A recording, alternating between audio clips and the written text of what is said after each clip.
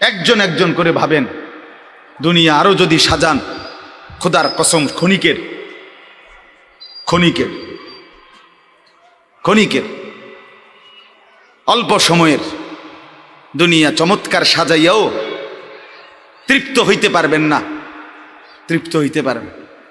এবছর চমৎকার রং দিছেন বিল্ডিংয়ে, 2 বছরের মাথাত বিভিন্ন খান দিয়া সামরা উঠিয়া এটা আবার যেই সেই, ঠিক কিনা বলেন? আবার রং দাও। এই সোফা চমৎকার বানাইছিল, ওই যে বার্নিশ নাই, দেখেন এই যে সোফা, এটা এই যে দেখেন, কথা বলেন না, এই সোফা এটার মধ্যে আসেনি অন বার্নিশ, তো এটা আবার কি করতে হইব? তো লাভ হইল কই? দুনিয়া তো ধোকা, দুনিয়া ধোকা। এই সৌন্দর্যময় চেহারা নারী 30 বছরের ব্যবধানে উনি বুড়ি, আর কেউ ফিররা সেদিকে ফিরা সেফও হালায় না। আজ যেই যুবতী, যেই বেহায়া নারী, বেপর্দা মহিলা বাজারে বাজারে ঘুরতো, যৌবন, আরে সেটা তার সম্পদ না, তারটা হইলে তো নিজের হইলে তো সে কখনোই বুড়া হইতো না। আল্লাহ তাআলা বলছে, আমি যখন যৌবন শেষ করে দিলাম, তো এখন আর কোন পুরুষ তার দিকে ফিররা থুতুও বালায় না।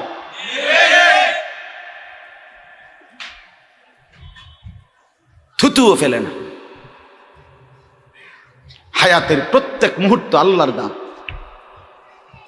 দুনিয়া অল্প ক্ষণিকের, দুনিয়ার প্রত্যেকটা অবস্থা পরিবর্তনশীল। এই যে বৃষ্টি হচ্ছিল, এখন নাই, আবার একটু পরে হইতে পারে। এই যে অন্ধকারে ঢাকা, এটা স্থায়ী না, একটু পরে আবার সকাল হবে। এই যে চমৎকার আলো, এটা স্থায়ী না, একটু পরে আবার সন্ধ্যা হবে। এই তো হাসতেছে লোকটা, কিছুক্ষণ পরে আবার কাঁদবে।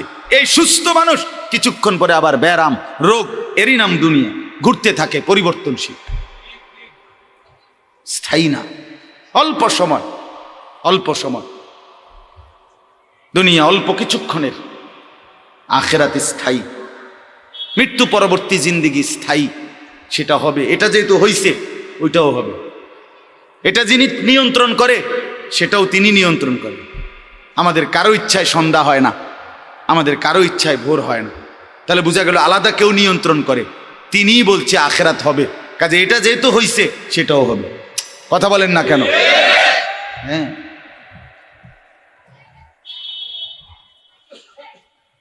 বলে বাসর রাত যত আকর্ষণীয় রাতই হোক, ভোর হয়ে যায়। জেলখানার রাত, ফাঁসির রাত যত মুসিবতেরই হোক, ভোর হয়ে যায়।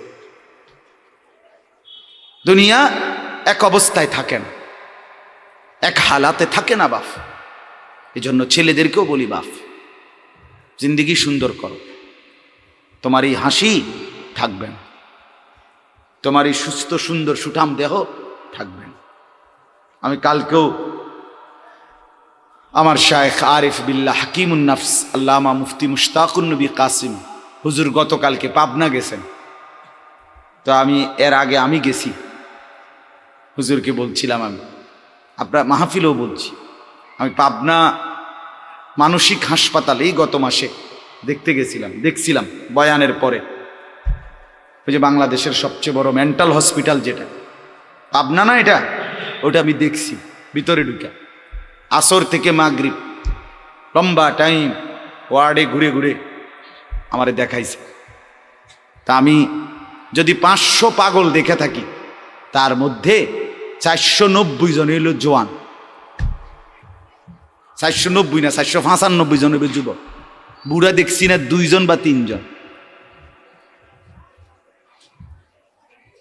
বুঝছেন? সব যুবক। হ্যাঁ, এজন্য বাপ, যে মাদকাসক্ত পুনর্বাসন কেন্দ্র, যেগুলোর মধ্যে ড্রাগে যারা মাদকে আসক্ত হয়, যাদেরকে চিকিৎসা দেয়, এগুলোর মধ্যে ঘুরে দেখে আসো। সব কি 90 বছরের বুড়া? কথা বলেন না কেন? সব যুবক, সব যুবক। যেখানে সবচেয়ে অত্যাধুনিক বাড়ি, দালান, বিল্ডিং বেশি, সবচেয়ে সম্পদশালী বেশি, আপনি সেরকম প্রত্যেকটা শহরে, প্রতিটা জায়গায় দেখবেন ওই জায়গায় সবচেয়ে দামি বিআইপি এলাকা যেখানে, ওইখানে মাদকাসক্ত পুনর্বাসন কেন্দ্র বেশি। আমি নিজে দেখে আইছি, আমাদের কুমিল্লাতেও সবচেয়ে গুরুত্বপূর্ণ, সবচেয়ে বেশি এলিটরা যে জায়গায় থাকে, আমি নিজে ওইখানে বয়ানে যতবারই গেছি, যে দিক দিয়ে তাকাই দেখি মাদকাসক্ত পুনর্বাসন কেন্দ্র বেশি। ধনির দুলাল, সোনার চামচ মুখে দিয়ে যে জন্ম নিছে, রাজপ্রাসাদ আর অট্টালিকায় যে চোখ মেলছে, আহা, সম্পদ আর প্রাচুর্য কিছুরই অভাব ছিল না, কিন্তু আখলাক আর চরিত্র নষ্ট করে, মদে আসক্ত হয়ে, নেশায় আসক্ত হয়ে জিন্দিগি শেষ করে দিছে, শেষ করে দিছে। রাসূলুল্লাহ সাল্লাল্লাহু আলাইহি সাল্লাম বলছেন, মান শারিবাল খামর, যে মদ খায়, নেশা করে, তার 1 নাম্বার লানত হলো তারাকাস সালাহ, সে নামাজ ছেড়ে দেয়। 2 নাম্বার লানত জঘন্য, নবীজি বলছে, আহা, বলতেও লজ্জা, নবীজি বলছে মাদকাসক্ত যে, তার পরিণতি হলো সে খুব দ্রুত গতিতে, অচিরেই, অল্প সময়ের ভেতরেই সে সবচেয়ে ঘনিষ্ঠ আপনজন, তাদের সাথে আপনজন নারী, তাদের সাথে জিনা আর ব্যভিচার করতে উদ্যত হয়। সে আপনজনের গায়ে ছোবল দেয়। হ্যাঁ,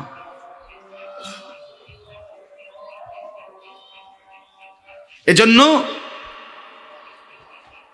জিন্দিগি গঠন করা, দুনিয়া নিয়া খুব বেশি মাতামাতি চলতেছে, খুব বেশি দুনিয়া সাজাইতেছে সবাই, সুন্দর গাড়ি, সুন্দর বাড়ি, সুন্দর পার্ক, সুন্দর হোটেল, সুন্দর রেস্তোরাঁ, সবার চেষ্টা দুনিয়া লোভনীয় করা।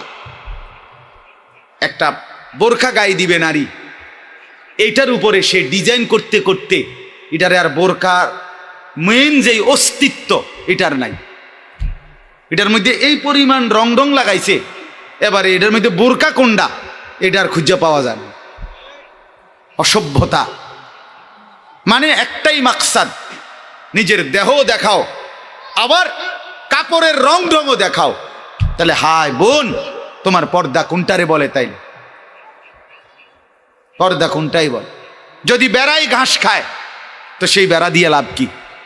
যদি বোরখাই রঙ্গিলা হয়, বোরকার মধ্যে যদি ফুল টুল লাল নীল রঙ্গিলা হয়, তো সেটাও তো পুরুষ লোভের দৃষ্টিতে দেখবে, তো ঢাকবে কি?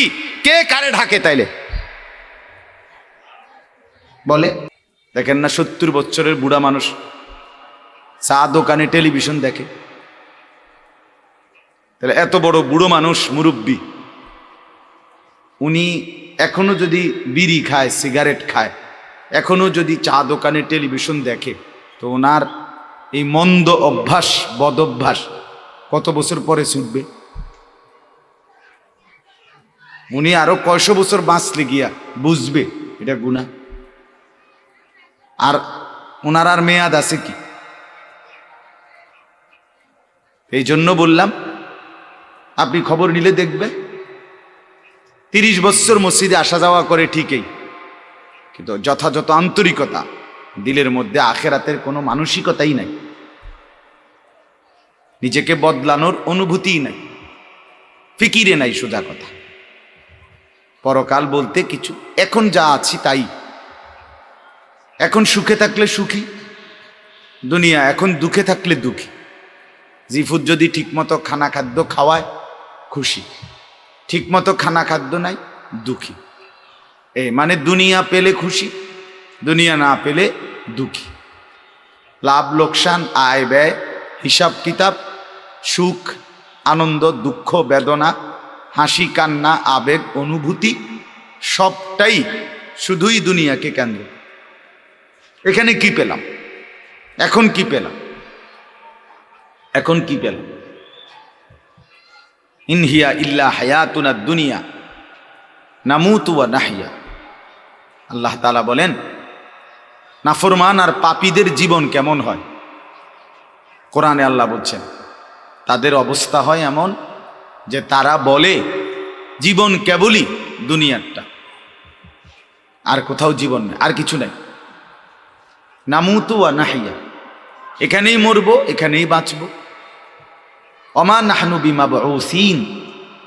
আল্লাহ বলেন নাফরমানদের দিলের মধ্যে এই বিশ্বাস যে আমাদেরকে পুনরায় কোথাও উঠানো হবে না। আল্লাহ যে বলছেন হাসরের ময়দানে তোমাদেরকে উঠানো হবে, সুম্মা ইন্নাকুম ইয়াউমাল কিয়ামাতি তুবআসুন। আল্লাহ তাআলা বলেন তোমাদের প্রত্যেককে কিয়ামতের দিন হাসরের মাঠে তোলা হবে। আল্লাহ বলেন বেঈমানের দিলে এটা থাকে না। তার কথা হলো প্রাপ্তি অপ্রাপ্তি, লাভ লোকসান, ভালো মন্দ, হাসি আনন্দ, দুনিয়া। ছেলে বিদেশ থেকে টাকা পাঠাইতেছে, খুশি। ছেলে বিদেশ থেকে টাকা টুকা ঠিক মতো দেয় না বা কামাই রোজগারি কম, জিজ্ঞাসা করবেন কেমন আছেন, কি এর বালা, আমরা আর বালা কি,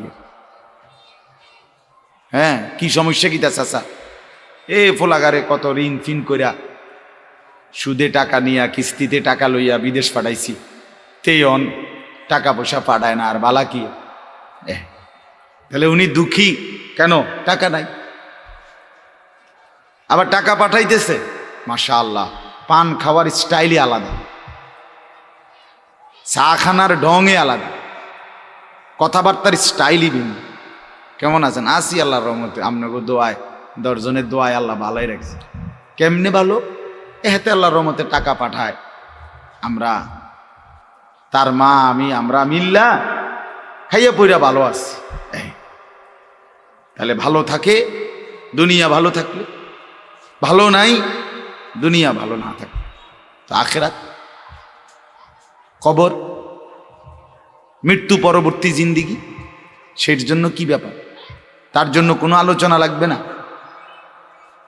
এর জন্য কোনো কথা নাই। তাইলে কারো মধ্যে এই আলোচনা নেই, স্বামী স্ত্রী পরস্পরের আলোচনা, এই ঘর সংসার বাজার, খাট ফার্নিচার পালং সোফা, হ্যাঁ আসবাবপত্র গহনা অলংকার, এই নিয়েই পেরেশান, এই নিয়ে জিন্দিগি এর মধ্যেই আবদ্ধ। তো আখিরাত তাহলে কার জন্য,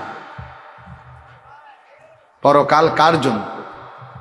আমরা মুসলমান, আমরাই যদি পরকাল না চিনি, না বুঝি, আমাদের উচ্চারণে, আমাদের অনুভূতিতে, আমাদের আচরণে, আমাদের কথাবার্তা উঠা বসার মধ্যেই যদি পরকালের কোনো নমুনা দেখা না যায়, তো হিন্দু বৌদ্ধদের মধ্যেই দেখা যাবে। কথা উত্তর দেন।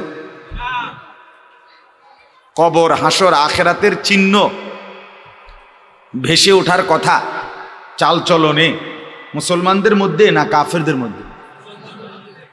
মুসলমানদের মধ্যে। কথা তো ছিলই,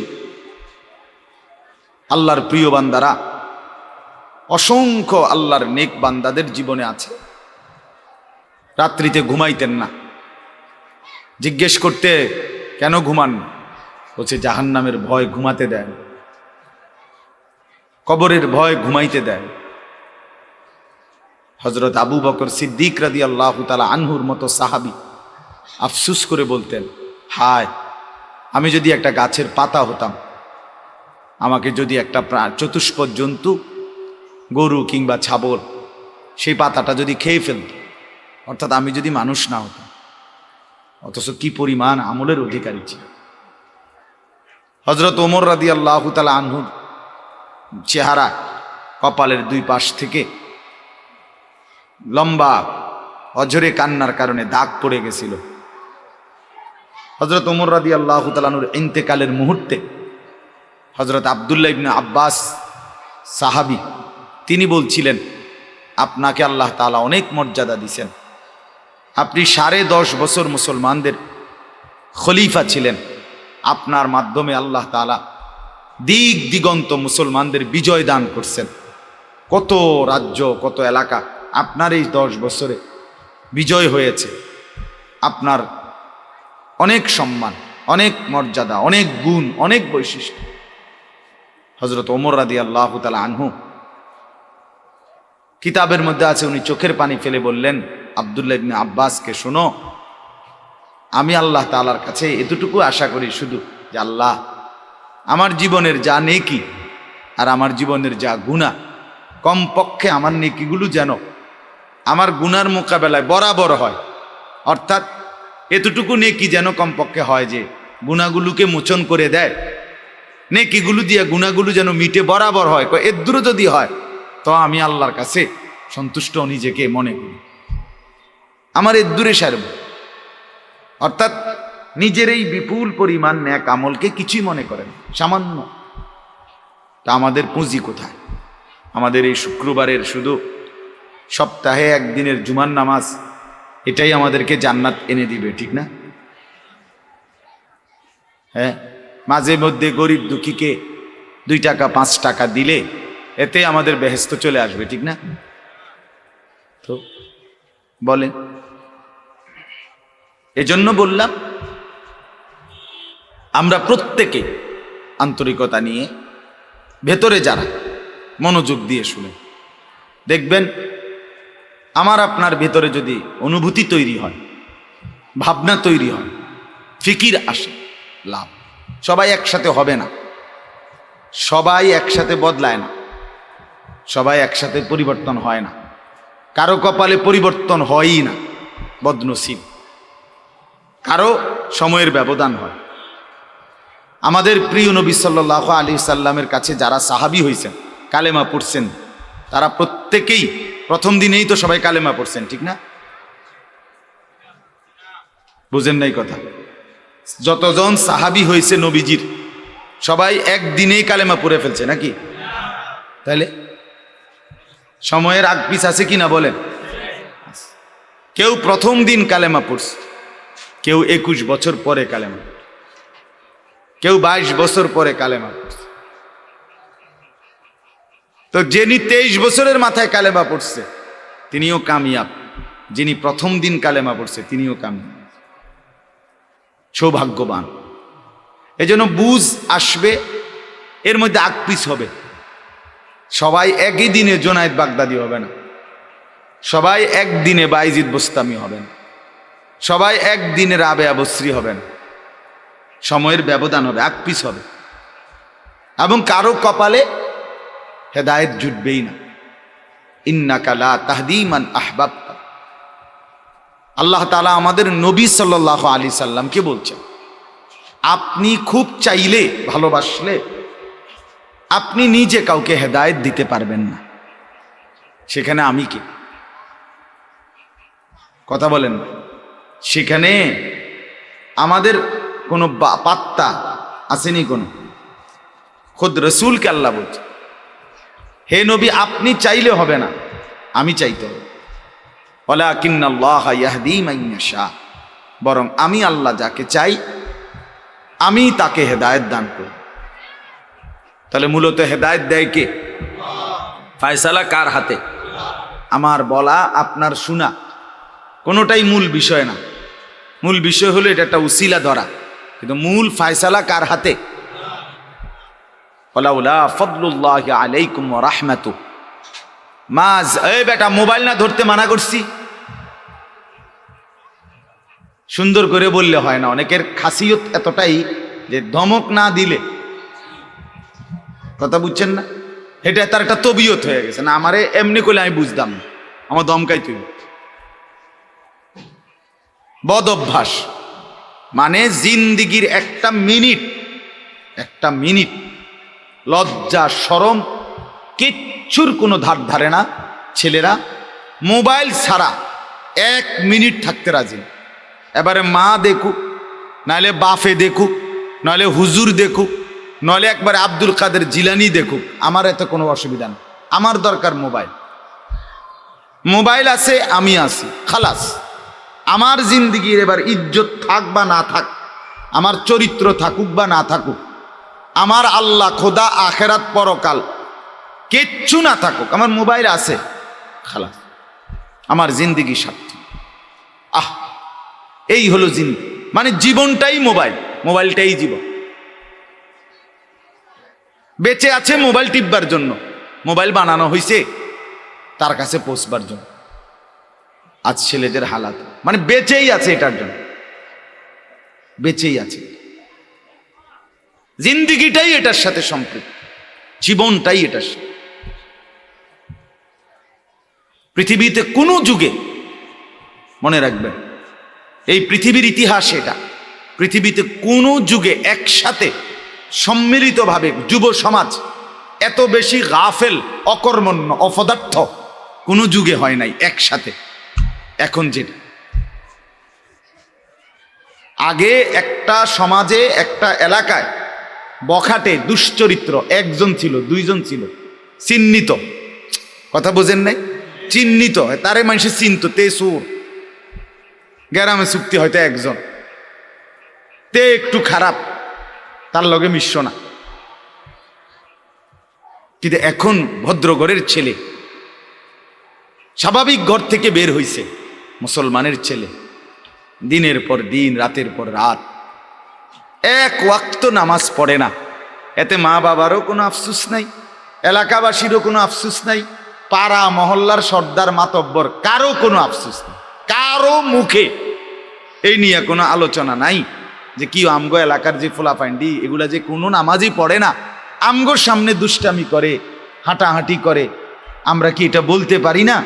এই অনুভূতিটুকু পর্যন্ত লোপ পাইছে। আহ, এত দুর্ভাগ্য মুসলমানের ইতিহাসে আর কখনো হয় না। বেনামাজি আগেও ছিল, কথা বোঝেন নাই, বেনামাজি আগেও ছিল, এতটা গাফেল আগে ছিল, মা বাপ এত অসচেতন আগে ছিল, আগে ছিল। আমার মনে আছে আমরা প্রাইমারি স্কুলে হিন্দু স্যার জমের মতো ভয় পাইতাম, হিন্দু মাস্টার, কিন্তু ভীষণ ভয় করতাম, স্যারে দেখলে মাইরা লেগে, এতটা ছিল একটা সময়। কত, আজ থেকে 500 বছর আগে, ঠিক না? আমার বয়স ধরেন 500 বছর, আমি আদি যুগের মানুষ, এরম নি তো। আমার বয়স 42 বছর রানিং, শুরু হয়েছে 41 শেষ হয়েছে, তাহলে 30 বছর আগের কথা। আমার পড়ালেখার প্রাইমারি ছোটবেলার জীবন 30 বছর আগের কথা না, 30 বছর আগে। তাহলে এই জন্য বললাম জিন্দিগিটা মোবাইলটার উপরে তুলে দিছে, হাসি কান্না আনন্দ বেদনা, হাসলে কাশলে, পেশাব পায়খানা, টয়লেট বাথরুম, হ্যাঁ, হোটেল রেস্তোরাঁ পার্ক, যেখানে যখন যাবে 24 ঘন্টার মেইন কাজ আগে একটা ছবি উঠান, আগে ছবি উঠান, এরপরে বাকি কাজ। আমি সেদিন ওই ফেরিঘাট, ফেরির মধ্যে উঠছি, বুঝছেন, ফেরি পার হমু আর কি, আমার গাড়ি উঠছে, আমিও উঠছি, তো দেখলাম যে মোটর সাইকেল দিয়ে এক ছেলে ফেরিতে, মোটর সাইকেলটা নিয়ে উঠছে ফেরিতে, ওইটা মাত্র এক পাশে এটারে ব্রেক করে থুইছে, থুইয়া মানে 1 মিনিট দেরি হয়েছে না, আগে এটার পাশে দাঁড়াইয়া একটা ছবি উঠাইছে, আগে উঠাইয়া চুল টুল ঠিক করে ছবিটা 2-3টা পোস্টে উঠাইয়া এরপরে হেঁটে চারিদিকে চাইছে যে আগে মানুষ আসেনি আরো, না আমি শুধু ফেরি, মানে তার প্রথম দায়িত্ব কি উঠানো, ছবি উঠানো। তাহলে কি পরিমাণ ছাগল মানুষের বাচ্চা পরিণত হইছে বুঝতেছেন? তুমি মোটর সাইকেলের লগে খাড়াইয়া ফেরির মধ্যে ছবি উঠাইয়া ফেসবুকে দিলা, তোমার এটা কোন ছাগলে দেখবো? এটার মধ্যে দেখার কি আছে? মোটর সাইকেল কি বাপ দাদা 14 গোষ্ঠী কেউ চালাইছে না? কথা বলেন না কেন? তো তুমি এটা কিতা দিয়াইলা, কি দেখুন কি আছে এটা? মোটর সাইকেলে কি আশ্চর্য আর তুমি কি আশ্চর্য? কথা বলে এমন যদি হইতো যে আমি চাঁদের দেশে গিয়ে মাত্র মোটর সাইকেলটা থুইছি, থুইয়ে এখন চাঁদের দেশের থেকে একটা কি দিছি, মাশাআল্লাহ ভালো কথা, তো বেটা চাঁদের দেশে মোটর সাইকেল চালায়, এটা একটা বিশেষ কিছু হইতে পারে। কিন্তু এনতে রোডেতে চালাইয়া গিয়া ফেরি উঠছে, এটার মধ্যে আশ্চর্যের কি আছে? মানে রুচির দুর্ভিক্ষ, রুচিহীনতা, মন মানসিকতা একদম নিচে নেমে গেছে, একদম অনুভূতি বিবেক লোপ পেয়ে গেছে, লোপ পেয়ে, মা বোনদের বেহায়াপনা চূড়ান্ত সীমায় নেমে গেছে।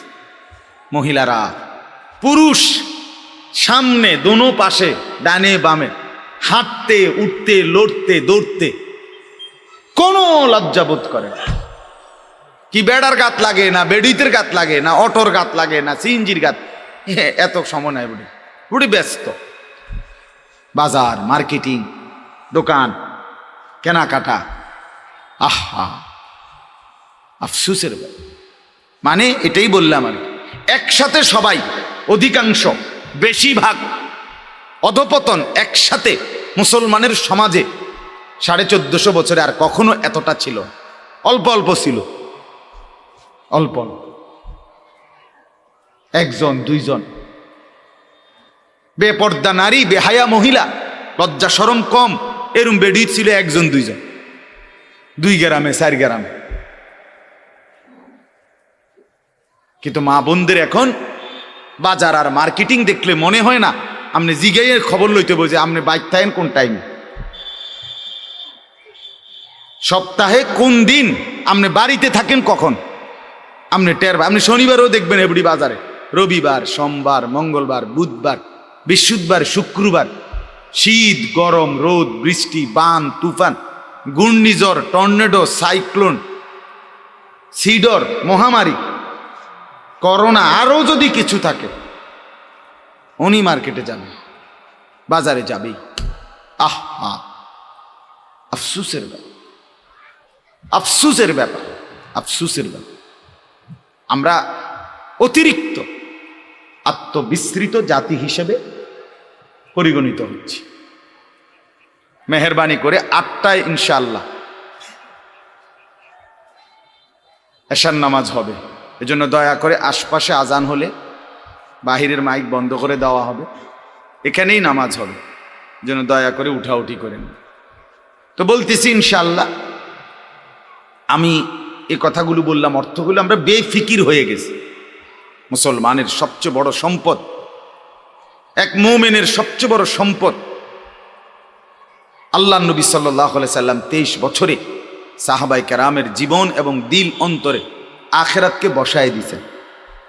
তারা যেন 24 ঘন্টা রাতে কিংবা দিনে, হাঁটতে কিংবা বসতে, ঘরে কিংবা বাহিরে, আখিরাতকে সামনে নিয়েই জীবনটা সাজাইছেন, জীবনটা সাজাইছেন। কোরআনুল কারীমের শুরুতে আছে সূরা বাকারার মধ্যে আল্লাহ তাআলা বলেন, অবিল আখিরাতি হুম ইউকিনুন। মুত্তাকি বান্দা কারা? কোরআন থেকে হেদায়েত পাবে কারা? কোরআন বুঝবে কারা? আল্লাহর পক্ষ থেকে হেদায়েত পাবে কারা? আল্লাহ বলেন, এই গুণ যাদের, তাদের মধ্যে একটা হলো যারা আখিরাতের ব্যাপারে ইয়াকিন রাখে। ইয়াকিন শুধু বিশ্বাস না, বিশ্বাসটা একদম দিলের মধ্যে ইয়াকিন। আগুন জ্বালায়া ফেলে, এটা শুধু আমাদের ধারণা না, এটা আমাদের ইয়াকিন। ঠিক কিনা বলেন না? পানি ডুবাইয়া ফেলে, এটা আমরা শুধু ধারণা করছি না, বিষয়টা আমাদের এটার মধ্যে, দিলের মধ্যে কি আছে? ইয়াকিন আছে। বরফের মধ্যে ঠান্ডা লাগে, এটা আমাদের ধারণা না, এটা আমাদের কি? ইয়াকিন। তার চাইতে বেশি ইয়াকিন আল্লাহ বলে যার অন্তরের মধ্যে আখিরাতের ব্যাপারে, সে মুত্তাকি, সে আমি আল্লাহর পক্ষ থেকে হেদায়েত প্রাপ্ত, সেই সফল, সেই জান্নাতি। ইয়াকিন পর্যায়ে থাকতে হবে। মানে 1 সেকেন্ড আমি যদি দুঃখে পড়তে পড়তে পড়তে জীবনের কোনো চাওয়া পাওয়া পূরণ নাও হয়, কিচ্ছু জীবনের আশা, কত সময় কত কিছু চাইছি, কিছুই পূর্ণ হলো না, খোদার কসম তবুও বিশ্বাস করতে হবে আল্লাহই সত্য, আখিরাতই সত্য। আবার পেতে পেতে আমি যদি গোটা দুনিয়াও পেয়ে যাই, তবুও আমাকে বিশ্বাস করতে হবে এটা স্থায়ী না, এটা কিছুক্ষণের, আমার আল্লাহই সত্য, আখিরাতই সত্য। যার কারণে সাহাবায়ে কেরামের মধ্যে যারা প্রচন্ড গরিব ছিলেন, ওনারাও শতভাগ বন্দিগি করছেন। সাহাবায়ে কেরামের মধ্যে যারা ভীষণ ধনী ছিলেন, তারাও শতভাগ বন্দিগি করছে। হযরত ওসমান রাদিয়াল্লাহু তাআলা আনহু ধনী ছিলেন। হযরত আব্দুর রহমান ইবনে আউফ রাদিয়াল্লাহু তাআলা আনহু অনেক বড় ধনী ছিলেন। 100 উট ওই জামানায়, নবীজির জামানায়, নবীজির ইন্তেকালের পরে 1 সালানে 100 উট বোঝাই মাল হযরত আব্দুর রহমান ইবনে আউফের মদিনার বাজারে চালান ঢুকতো, পাইকারি মাল আসতো 100 উটে করে। সেই যুগে, আজ থেকে 1300 বছর 1400 বছর আগে। আপনি বলেন তো কি পরিমাণ ধনী ছিলেন তিনি। একদিন শুধু হযরত আয়েশা রাদিয়াল্লাহু তাআলা আনহা, নবীজির স্ত্রী, বলছিলেন, আব্দুর রহমান, তোমার এই বিপুল মাল এগুলার হিসাব দিতে দিতে তুমি তো হাসরের ময়দানে ফুলসিরাত পার হতে গিয়া তোমার কোমর বাঁকা হয়ে যাবে। আমরা কিতাবে পড়ছি সাহাবী আব্দুর রহমান ইবনে আউফ, ওনার উট 100 উটের মাল মদিনার বাজারে পাইকারি চালান নামাইতেছিল। তখন উনি এই সময় শুনছে এই কথাটা ওনার কানে আসছে, সাথে সাথে সবাইকে ডেকে বলছে, ব্যবসায়ীদেরকে, বাজারের লোকদেরকে, তোমরা সবাই সাক্ষী থাকো। আমি আব্দুর রহমান আল্লাহকে কসম করে সাক্ষী রেখে বললাম, এই 100 উট বোঝাই মাল সহ আমি আল্লাহর রাস্তায় সদকা করে দিলাম।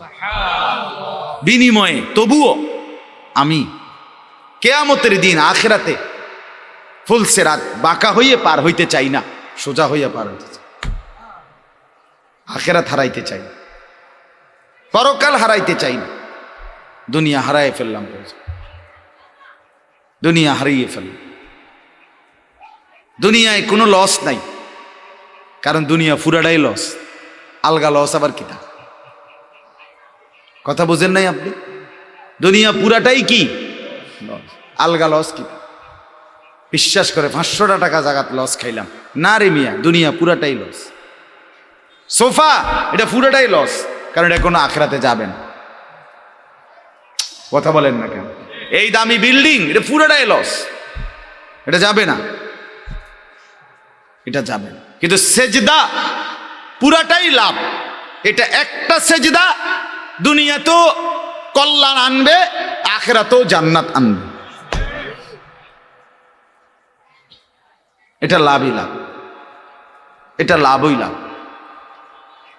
এজন্য সবাইকে বললাম, শুনেন সবাই, কিন্তু সবাই বদলায় না কা, এটা আপনার ভাবার দরকার। আপনি বদলাবেন কিনা সেটা ভাবার দরকার।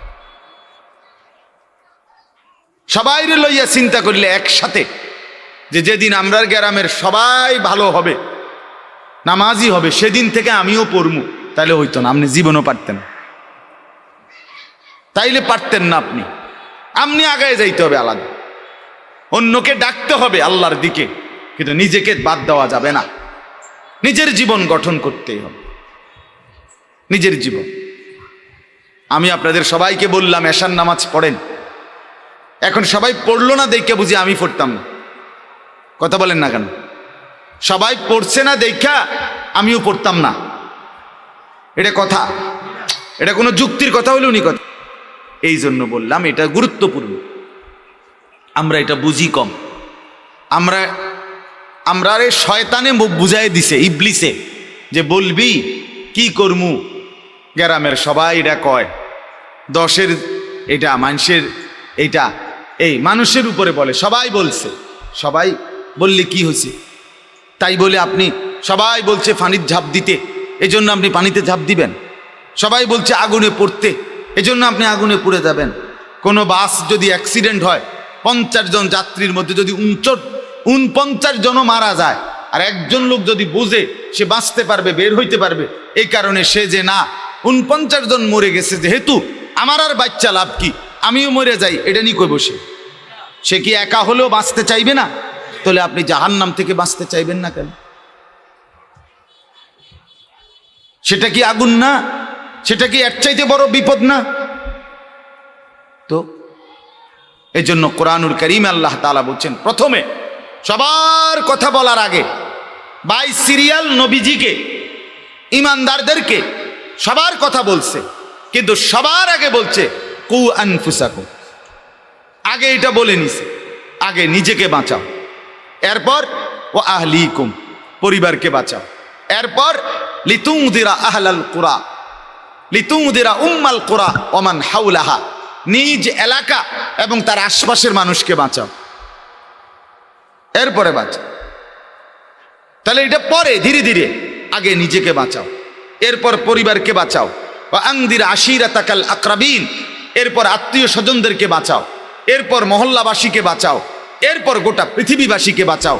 ধীরে ধীরে আগাও, ঠিক আছে, সেগুলোর মধ্যে কম বেশ হইতে পারে, কিন্তু নিজের ব্যাপারে এক বিন্দু ছাড় দিও না, নিজের ব্যাপারে কোনো কমতি করো না। এটা আল্লাহর চাহিদা। ইয়া আইয়ুহাল্লাযীনা আমানু আলাইকুম আনফুসাকুম, রব্বুল আলামিন বলেন, হে ঈমানদারগণ, আলাইকুম আনফুসাকুম, তোমরা প্রত্যেকেই তোমাদের নিজেদেরকে আঁকড়িয়ে ধরো। আলাইকুম আনফুসাকুম, নিজেকে মজবুত করে ধরো। দেখেন, এটা দেখেন কিভাবে বিছায়, দেখেন দেখেন সামনের দিকে আপনারা বিছাইলেও এভাবে বিছাবেন, বুঝছেন তো? ঠিক আছে, এবার এদিকে লা ইয়াদুররুকুম মান দাল্লা ইযা হাতাদাইতুম।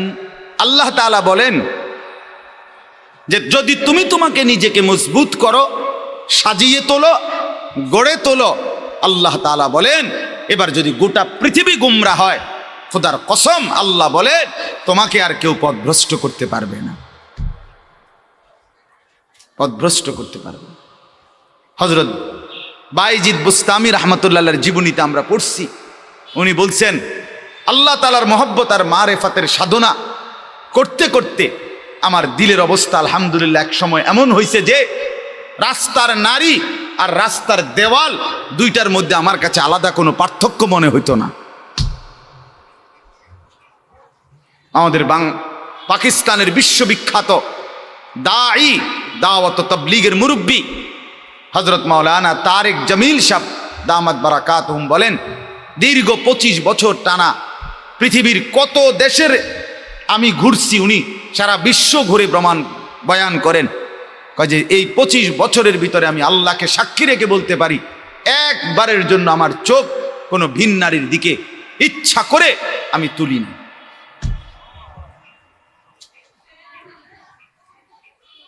হ্যাঁ, আমার শায়েখ আরিফ বিল্লাহ আল্লামা মুফতি মুশতাকুন নবী কাসেমি হজরতের কাছে আমি শুনছি, হজরত বলছেন যে আল্লাহ তাআলার দয়া যে রাস্তায় বের হলে মহিলা রাস্তায় হাঁটে, আমার কখনো এটা মনেই হয় না। আপনি বলবেন হ এটি বুঝি কথা, হয় এটি কথা, এটাই কথা, এটাই কথা। আপনি বলবেন এটা বুঝি সম্ভব না, আপনি নিজের ব্যাপারে নাফরমানি করে নিজেরে নষ্ট করে ফেলছেন বইলা এখন সম্ভবটাও আপনার কাছে বুঝে আসতেছে, তাহলে এটাই সম্ভব, এটাই সম্ভব। হযরত ইব্রাহিম আলাইহিস সালাম বলছিলেন সারা দুনিয়াও যদি নিজের এলাকাবাসীকে, কওমকে, নমরুদকে, সবাইকে বলছে হে আমার জাতি, তোমরা যদি প্রত্যেকেই একটা একটা মূর্তি সাথে করে বগলের তলে আইনা আমার সামনে স্তূপ দাও, তাহলে এই লক্ষ মূর্তিও যদি আমার সামনে আইনা থৌ, আর এটার উর্ফে যদি আমারে দাঁড় করাও স্তূপের উপরে, হযরত ইব্রাহিম বলছিলেন খোদার কসম আমি সেই মূর্তির স্তূপের উপরে দাঁড়িয়েও বলবো লা ইলাহা ইল্লাল্লাহ, লা ইলাহা, আল্লাহ ছাড়ার কোনো ইলাহ নেই, আমি আমার আল্লাহকেই ডাকব। আমরা কিতাবে পড়ছি রাসূলুল্লাহ সাল্লাল্লাহু আলাইহি সাল্লামের একজন নওজোয়ান যুবক সাহাবীকে খ্রিস্টান যুদ্ধে খ্রিস্টান সৈন্যরা বন্দী করছিলেন। খ্রিস্টান সেনাপতি এতটা সুন্দর ছিলেন, উনি নিজের মেয়েকে বিয়ে দেওয়ার জন্য খ্রিস্টান সেনাপতি ওই যুবক সাহাবীকে প্রস্তাব দিছিলেন, তুমি আমার ইসলাম ছেড়ে খ্রিস্টান ধর্ম গ্রহণ করো, আমার সুন্দরী রূপসী কন্যা তোমাকে বিয়ে দেব।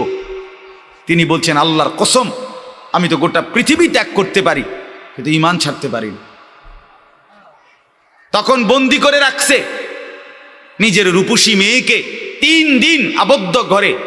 ওই সেনাপতি নিজের মেয়েকে বলছে তুই তার সাথে একাকী থাক 3 দিন, যে কোনো মূল্যে তুই তাকে অপকর্ম করতে চেষ্টা কর।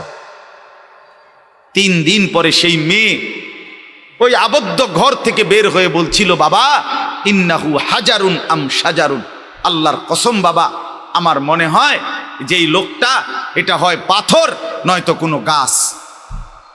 লা ইয়ালতাফিতু ইলাইয়া মাররাতান, সে তো আমার দিকে একবারের জন্য এক নজর ফিরেও তাকায় না। মানুষের কোনো অনুভূতি তো নাই মনে হয় তার মধ্যে। এই কেউ যখন নিজেকে গঠন করে গোটা পৃথিবী নাচলেও তার আর অসুবিধা হয়। আলহামদুলিল্লাহ আমরা যারা মাদ্রাসায় পড়ছি আমরা এটা দিল থেকে বলতে পারি, আমরা যারা মাদ্রাসায় পড়ছি ছোট্টবেলা থেকে, আজকের এই পৃথিবী পোশাকে কাপড়ে লেবাসে ডিজাইনে রঙে ঢঙ্গে আরো যদি মনে করে ফ্যাশনেবল, আরো বলে আধুনিক হয়ে গেছে, আল্লাহর কসম আমরা এই সমস্ত আধুনিকতার সামনে দাঁড়িয়ে আমাদের এই পাঞ্জাবি টুপি দাড়িওয়ালা পোশাককেই সর্বশ্রেষ্ঠ সুন্দর মনে করি। আমরা মনে করি দাড়িবিহীন চেহারা সুন্দর নয়, আমরা মনে করি এই বখাটে চুল, সেলুনের চতুর্দিকের যে কাটিং, এগুলো কোনো চুলও না, চুলের জাতও না, এটি কোনো মানুষের বাচ্চার চুল না, কোনো মানুষের সাওয়ার চুল নাই, কোনো সুস্থ স্বাভাবিক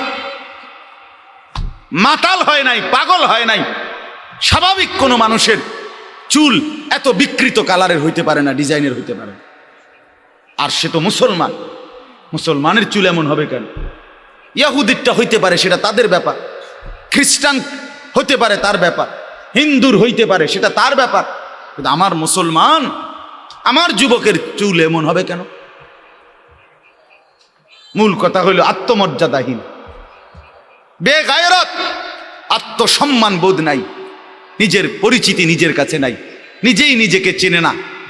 সে কার সন্তান, মা কে, বাবা কে, ধর্ম কি, তার আল্লাহ কে, তারে বানিয়েছেন কে, তাকে কাকে মানা উচিত, কাকে অনুসরণ করা উচিত। আজকে টেলিভিশনের অব্যাহত প্রচারণা, দুশ্মনের অব্যাহত টানা লাগাতার প্রচারণা আমাদের নারী পুরুষকে বেসামাল বানায়। সবাই মিলে পাগল যে কাফেরের মতো সাজো, দুশ্মনের মতো সাজো, ইহুদির রঙই রং, খ্রিস্টানের সাজে সাজ, কাফের বেঈমান নাস্তিক মুরতাদ তাদের রং ঢং, তাদের চুল, তাদের লেবাস, তাদের জামা, তাদের শাড়ি, তাদের গহনা, তাদের প্যান্ট, তাদের লেবাস, তাদের পোশাক, এটাই সৌন্দর্য, এটাই আকর্ষণীয়। এটা হলো মূলত রুচিহীনতা, বিকৃত মানসিকতা, আত্মসম্মান বোধ, আত্মপরিচয়হীন ব্যক্তির পরিচয়। যে নিজেকে চিনে না, যে জানে না আমি চিনি আলহামদুলিল্লাহ, আমার আল্লাহ আছে, আমার একজন রসুল আছে, আমার একটা কিতাব আছে, আমার একটা ধর্ম আছে, আমি কেন অন্যের পোশাক পরব, আমি কেন অন্যের রঙে সাজবো? আমি কি ফকির? কথা বলেন না কেন? আমি ফকির নাকি বেটা? আমি তোরটার মতো মানবো কেন? আমার আল্লাহ আছে না, আমার রসুল আছে না, আমার লক্ষ চাইতে বেশি সাহাবী আছে না, আমার আউলিয়ায়ে কেরাম আছে না, ওলামায়ে কেরাম আছে না। তাইলে এজন্য দয়া করে প্রত্যেকেই ফিকির করে, আত্ম উপলব্ধি বড় নেয়ামত, বড় নেয়ামত। নিজেকে চিনা, নিজের বুঝ বুঝা, দুনিয়ার ব্যাপারে বুঝেন, আরো দেখেন, আরো ভাবেন, একজন একজন করে ভাবেন। দুনিয়া আরো যদি সাজান, খোদার কসম ক্ষণিকের ক্ষণিকের ক্ষণিকের অল্প সময়ের দুনিয়া চমৎকার সাজাইয়াও তৃপ্ত হইতে পারবেন না, তৃপ্ত হইতে পারবেন। এবছর চমৎকার রং দিছেন বিল্ডিংয়ে, 2 বছরের মাথাত বিভিন্ন খান দিয়া সামরা উঠিয়া এটা আবার যে সেই, ঠিক কিনা বলেন? আবার রং দাও। এই সোফা চমৎকার বানাইছিল, ওই যে বার্নিশ নাই, দেখেন এই যে সোফা, এটা এই যে দেখেন, কথা বলেন না, এই সোফা এটার মধ্যে আসেনি অন বার্নিশ, তো এটা আবার কি করতে হইব? তো লাভ হইল কই? দুনিয়া তো ধোকা, দুনিয়া ধোকা। এই সৌন্দর্যময় চেহারা নারী 30 বছরের ব্যবধানে উনি বুড়ি, আর কেউ ফিরা সেদিকে ফিরা সেফও হালায় না। আজ যেই যুবতী, যেই বেহায়া নারী, বেপর্দা মহিলা বাজারে বাজারে ঘুরতো, যৌবন, আরে সেটা তার সম্পদ না, তার আরেকটা হইলে তো নিজের হইলে তো সে কখনোই বুড়া হইতো না। আল্লাহ তাআলা বলছে আমি যখন যৌবন শেষ করে দিলাম তো এখন আর কোন পুরুষ তার দিকে ফিররা থুতুও বালায় না।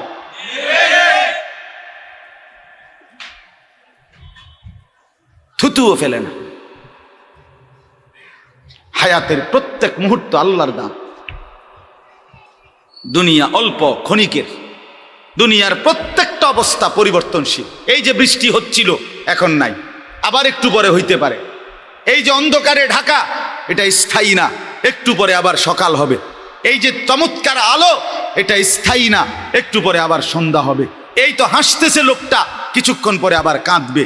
এই সুস্থ মানুষ, কিছুক্ষণ পরে আবার ব্যারাম রোগ। এরই নাম দুনিয়া, ঘুরতে থাকে, পরিবর্তনশীল, স্থায়ী না। অল্প সময়, অল্প সময়। দুনিয়া অল্প কিছুক্ষণের, আখিরাত স্থায়ী। মৃত্যু পরবর্তী জিন্দেগি স্থায়ী, সেটা হবে। এটা যেহেতু হইছে, ওইটাও হবে। এটা যিনি নিয়ন্ত্রণ করে, সেটাও তিনি নিয়ন্ত্রণ করেন। আমাদের কারো ইচ্ছায় সন্ধ্যা হয় না, আমাদের কারো ইচ্ছায় ভোর হয় না। তাহলে বোঝা গেল আলাদা কেউ নিয়ন্ত্রণ করে, তিনিই বলছে আখিরাত হবে। কাজে এটা যেহেতু হইছে, সেটাও হবে। কথা বলেন না কেন? হ্যাঁ,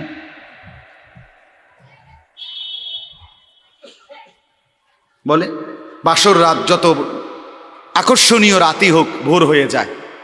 জেলখানার রাত, ফাঁসির রাত যত মুসিবতেরই হোক, ভোর হয়ে যায়।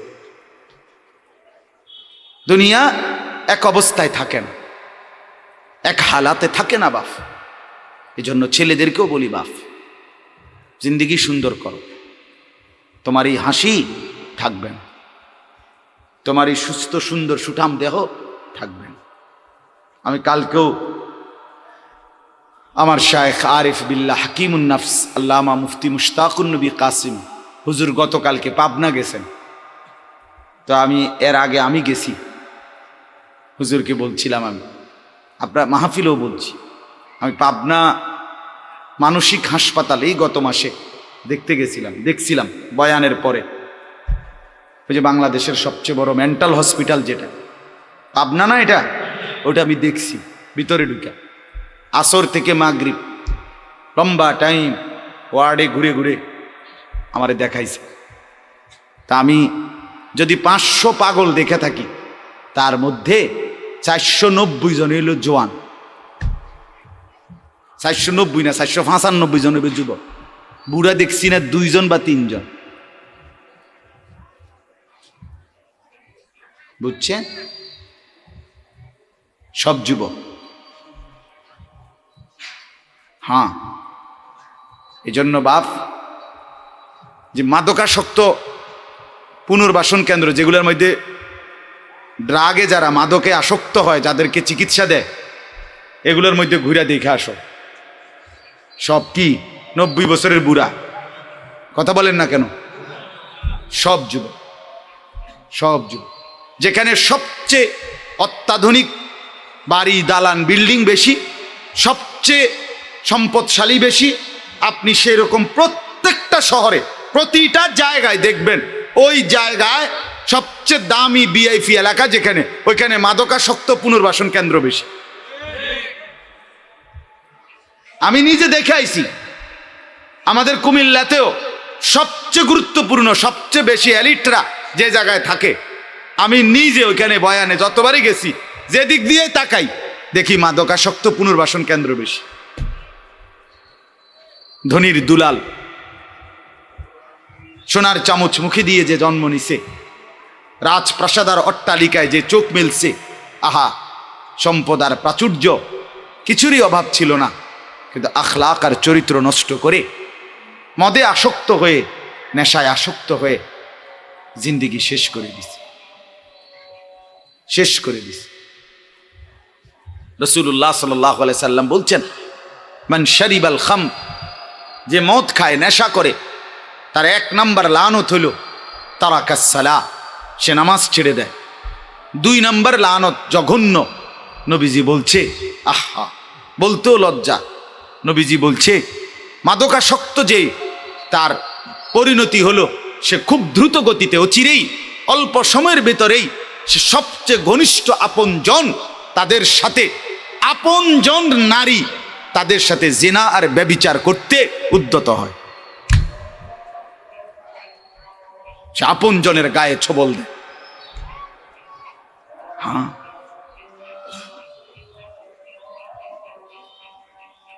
এজন্য জিন্দিগি গঠন করা, দুনিয়া নিয়া খুব বেশি মাতামাতি চলতেছে, খুব বেশি দুনিয়া সাজাইতেছে সবাই। সুন্দর গাড়ি, সুন্দর বাড়ি, সুন্দর পার্ক, সুন্দর হোটেল, সুন্দর রেস্তোরাঁ, সবার চেষ্টা দুনিয়া লোভনীয় করা। একটা বোরখা গায়ে দিবে নারী, এইটার উপরে সে ডিজাইন করতে করতে এটারে আর বোরকার মেন যে অস্তিত্ব এটার নাই। এটার মধ্যে এই পরিমাণ রং রং লাগাইছে, এবারে এটার মধ্যে বোরকা কোনটা এটার খুঁজে পাওয়া যায় না। অসভ্যতা, মানে একটাই মাকসাদ, নিজের দেহ দেখাও, আবার কাপড়ের রং রঙও দেখাও। তাহলে হায় বোন, তোমার পর্দা কোনটারে বলে? তাই পর্দা কোনটাই বল। যদি বেড়াই ঘাস খায় তো সেই বেড়া দিয়ে লাভ কি? যদি বোরখাই রঙ্গিলা হয়, বোরকার মধ্যে যদি ফুল টুল লাল নীল রঙ্গিলা হয় তো সেটাও তো পুরুষ লোভের দৃষ্টিতে দেখবে, তো ঢাকবে কি? কে কারে ঢাকে তাইলে বলে? এজন্য দয়া করে প্রত্যেকেই, ছেলেদেরকেও বললাম, বাবাদেরকেও বললাম, মা বোনকেও বললাম, প্রত্যেকেই দুনিয়ার মোহ কমা। দুনিয়া অল্প কিছুক্ষণ, দুনিয়া কতক্ষণ বলেন না? আখিরাতে স্থায়ী, আখিরাতে স্থায়ী। দুইটা মিলান একসাথ করে। দুনিয়া বাদ দিতে বলি না, দুনিয়া বাদ দিয়েন না। বাজার আমরাও করি, দুনিয়া বাদ দিতে বলি নাই, আখিরাত বাদ দিতে নিষেধ করছি। দুনিয়া বা অনেক মানুষের কইলে কয় হ্যাঁ তাইলে কি এ হুজুরগো কথা ধইরা বাজার সদাই আয় রোজগার ইনকাম সব থুইয়া আল্লাহ বিল্লাহ করতে বললো নাকি? আমনের এটা আমরা কইছিনি কোনোদিন, তাহলে আপনি এই ফাজিলি কথা বললেন কেন বলেন? আখিরাত মানে কি? জঙ্গলে চলে যাওয়া। আখিরাত মানে কি? সুন্দরবনে চলে যাওয়া। আখিরাত মানে কি? পাহাড়ের উপরে উঠে যাওয়া। তো তাইলে আপনারা বাদ দিতে বলছে কে? স্ত্রী, পুত্র, পরিজন, ছেলে মেয়ে, বাজার, ব্যবসা সবই আছে, কিন্তু সাথে আল্লাহকে রাখেন, আখিরাতকে রাখেন, পরকালকে রাখেন, বাজারও করেন, নামাজও পড়েন। কথা বলেন না? হাসি আনন্দ মজাকও করেন, আল্লাহকে সেজদাও করেন। স্বামী স্ত্রী সংসার করেন, আল্লাহকে সেজদাও করেন। রাসূলুল্লাহ সাল্লাল্লাহু আলাইহি সাল্লাম তার একসাথে 9 জন স্ত্রী ছিল, 9 জন বিবি ছিলেন আল্লাহ পাকের অনুমতিতে একসাথে। তো তিনি প্রতি রাত্রে পৃথক পৃথক সিরিয়াল করা রুটিন মাফিক স্ত্রীদের কাছে রাত থাকতেন। কিছুটা সময় স্ত্রীকে সময় দিতেন, বাকিটা সময় তাহাজ্জুদের নামাজে আল্লাহ তাআলার জন্য সারা রাত দাঁড়িয়ে থাকতেন, দাঁড়িয়ে থাকতেন। নবী সাল্লাল্লাহু আলাইহি সাল্লাম কি আহার করে নাই? নবী সাল্লাল্লাহু আলাইহি ওয়াসাল্লাম কি সংসার করে নাই? নবী সাল্লাল্লাহু আলাইহি সাল্লামের কি সন্তান ছিল না? কথা বলেন না কেন? নবী সাল্লাল্লাহু আলাইহি ওয়াসাল্লামের খায়বারের মধ্যে নবীজির নিজের খেজুরের বাগান ছিল। রাসূলুল্লাহ সাল্লাল্লাহু আলাইহি ওয়াসাল্লামের শস্য আপনার খেজুরের বাগান ছিল। তাইলে আল্লাহ নবী সাল্লাল্লাহু আলাইহি সাল্লাম দুনিয়া বাদ দেন নাই। সাহাবায়ে কেরামের অসংখ্য সাহাবী তারা বাজার করতেন, ব্যবসা করতেন, তরি তরকারির চাষাবাদ করতেন, খেজুরের বাগান করতেন, আঙ্গুরের বাগান করতেন, তাই তারপরে আখিরাতের বন্দিগিও করতেন। এটাকে বাদ দিতে বলছে কেউ আপনাকে? আমরা বললেই উল্টা কথা কয়, উল্টা মাইতো না চাই হুজুররা এত কথা ধরলে আর চলন যাইতো না। আর না আপনি একটা চলিন হইয়া গেছেন, আর আমরা হইতে রয়েছি সবাই। আমনে গেল ভাত খান, আমরা 3 বেলা চিরা খাই ভিজাইয়া। এজন্য দয়া করে আখিরাত বাদ দিয়েন না, আখিরাতকে মিলান। আমি যে আয়াত পড়ছি এবার শোনেন। এই আয়াতের মধ্যে আল্লাহ তাআলা দুনিয়ার স্থায়িত্ব, দুনিয়ার পরিমাণটা কদ্দুর এখানে তুলে ধরছেন, আর আখিরাতের কথাটাও, হাসরের ময়দানের দৃশ্যটাও, হালাতটা, অবস্থাটাও তুলে ধরছেন। এই অল্প একটু এবার শোনেন। ইনশাআল্লাহ মনোযোগ দিলেই বুঝবেন। আমার এতগুলো কথার আলোকে এই কথা আবার শুনেন। 15 নম্বর পারা, 18 নম্বর সূরা, সূরায়ে কাহাফ। এই সূরার 5টি আয়াত আমি পড়ছি, 45, 46, 47, 48, 49। এই 5টা আয়াত আমি আপনাদের সামনে তেলাওয়াত করেছি ইনশাআল্লাহ। এখন এই তর্জমা শুনেন। আল্লাহ তাআলা বলেন, অদরিব লাহুম মাসালাল হায়াতিদ দুনিয়া। হে নবী, বন্ধু আমার, আপনি আমার বান্দাদের নিকটে দুনিয়ার হায়াতের দৃষ্টান্ত বর্ণনা করেন। প্রত্যেকের দুনিয়ার হায়াতটা কদ্দুর। আমরা যারা দুনিয়া জন্ম নিলাম, মৃত্যুবরণ করলাম, আর মাঝখান দিয়ে যা দৌড় ঝাঁপ, মেহনত, চেষ্টা, তদবির, মারামারি, দরাদরি, সিরাসিরি যে যা করলাম, সব মিলাইয়ে কদ্দুর কি করলাম। আল্লাহ বলেন, এটার উদাহরণটা বান্দাকে বলেন, আপনার উম্মতকে শুনান। আজকে 2-3 দিন বৃষ্টি হইতেছে না? আল্লাহ তাআলা বলেন, এই দুনিয়ার জিন্দিগিটা কামা ইন আনজালনাহু মিনাস সামাই, ক্ষেতের উপরে বৃষ্টির পানির মতো যা আসমান থেকে বর্ষিত হয়। এই বৃষ্টির সাথে তুলনা দিছে ক্ষেতের উপরে। আচ্ছা, এই কথাটা আমি বুঝাইতেছি আপনারা, এমনি বুঝবেন, সহজ সুন্দর। আমরা যারা এটা বুঝি যে ধান, প্রথম কৃষক ক্ষেতের মধ্যে ধান ফেলে, জ্বালা হিসাবে ফেলার পরে কিছুদিন পরেই, অল্প কয়েকদিন পরেই ছোট্ট ধানের ভিতর থেকে একটা সবুজ গাছ প্রথম কি হয়, বের হয় কি না বলে? এইবার এই সবুজ গাছের চারাটা, যেটা ধান ফাইসা কি হয়েছে, বের হয়েছে, এইটা বাড়তে থাকে।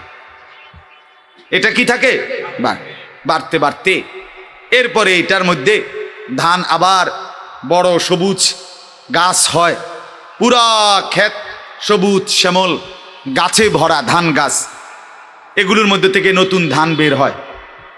কিছুদিন পরে এগুলো আবার এই সবুজ সুন্দর মনোমুগ্ধকর ক্ষেতটা, ধান ক্ষেত, এটা হলুদ হয়ে যায়।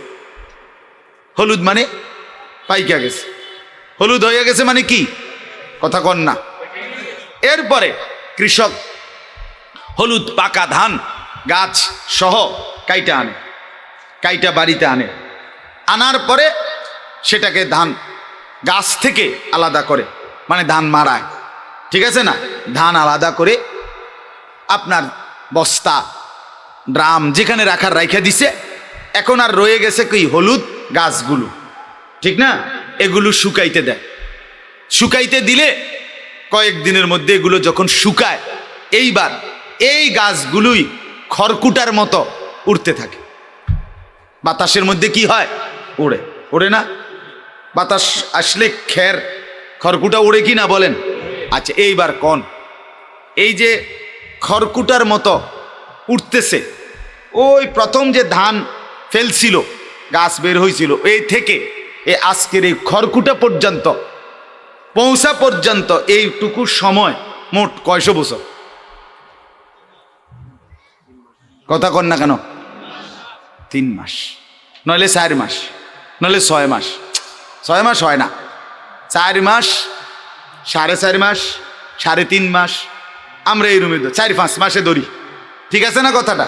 এই 4-5 মাস আল্লাহ তাআলা বলেন, বান্দা বিশ্বাস করো, তোমার 60 বছর, তোমার 70 বছর, তোমার 80 বছর, তোমার 90 বছর, কিংবা 40 বছর, কিংবা 100 বছর, কিংবা 110 বছর, যার হায়াত যতটুকু, ঠিক ওই কৃষকের ক্ষেতের ধান শুরুর থেকে খড়কুটা বাতাসে উঠতেছে এই পর্যন্ত যেটুকু সময়, তোমার দুনিয়ার হায়াতও এটুকু।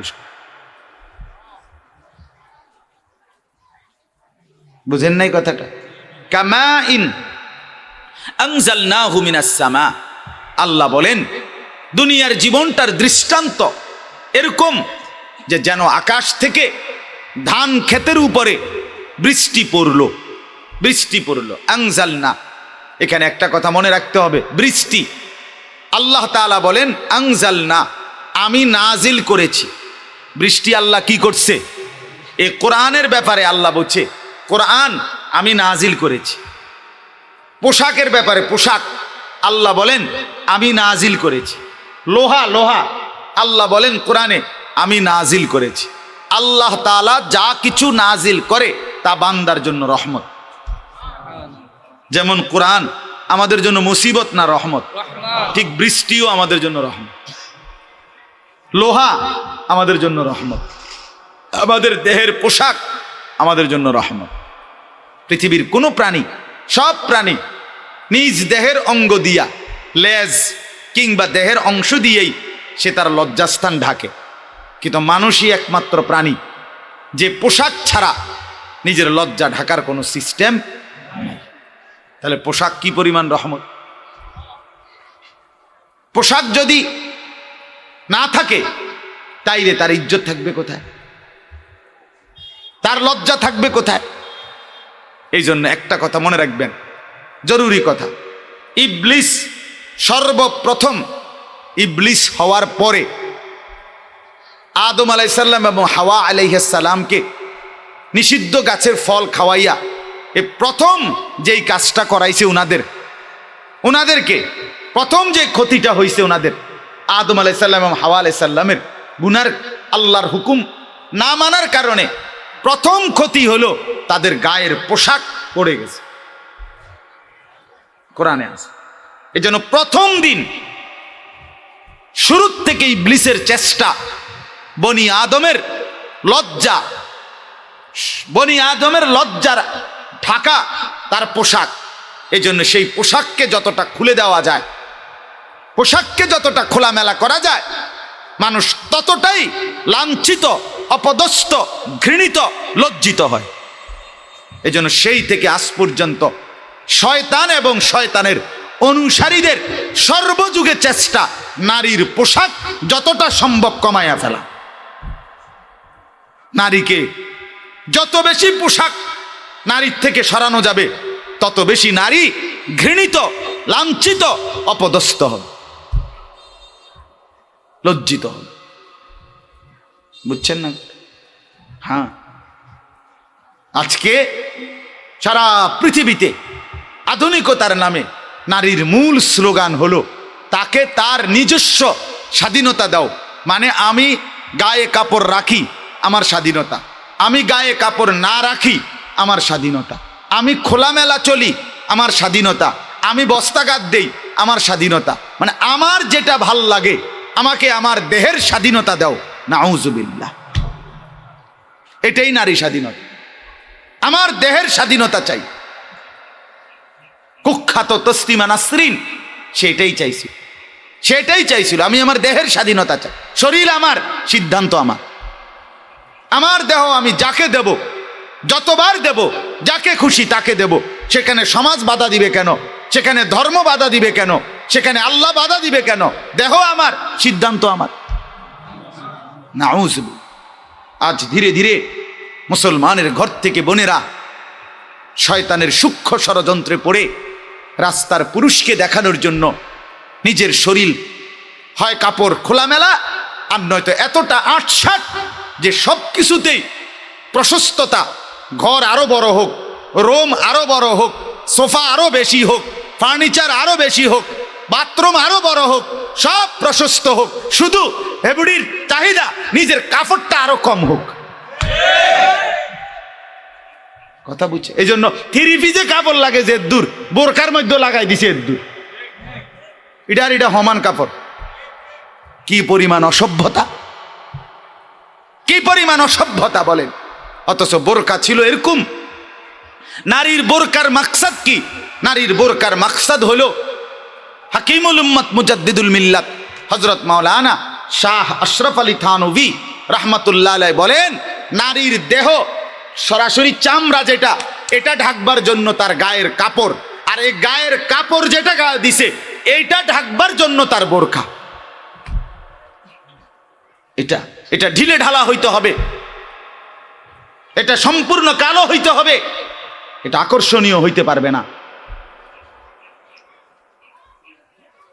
যার ফলে আজকে যখন আধুনিকতাকেই চিনল নারী, টেলিভিশনকেই চিনল, তো বাইরের পুরুষের কপালে জোটে সাজগোজ, কাপড় চোপড়, পোশাক, পাউডার, ফেয়ার এন্ড লাভলি, সুনু, মেকআপ, সব বাইরের বেড়ার কপালে জোটে। সব আপন স্বামীর কপালে পুরান মেক্সি আর পুরান জামা ছাড়া আর কিচ্ছু জোটে না। বদনসিব নারী, বদনসিব স্বামী, যে বেড়া এটা মাইনা নিছে যে আমার বেড়ি বাইরে ঘুরবার সময় মাইনসে চাইতে চাইলে রঙে ঢঙ্গে চাক, আমি চাইবার বেলায় আইলে আর কিচ্ছু নাই। আগো কিতা ফিনছো, বালা কিছু ফিনদ না। হ্যাঁ বেড়া কথা কয়, রাইনতে রাইনতে যান শেষ, আবার এনে সময় আসেনি এ জারি লইয়া লাইলে। আপনি রাইনতে রাইনতে যান শেষ, আপনি এনতে দেবিদ্যার জুতে এক জোড়া কিনতে যাবেন, আপনি দিয়ে 1 ঘন্টা লাগাইয়া সাজলেন। কথা বলেন না কেন? ও সিনজি হেনতে হরন দেয় বাইরে, আগো আইয়েন না গো, কয় তারা হর আর 2 মিনিট, আর 2 মিনিট বাইরেতে আছে। এই অসভ্যতার কি অর্থ আছে বলে? এই নোংরামির কি অর্থ আছে?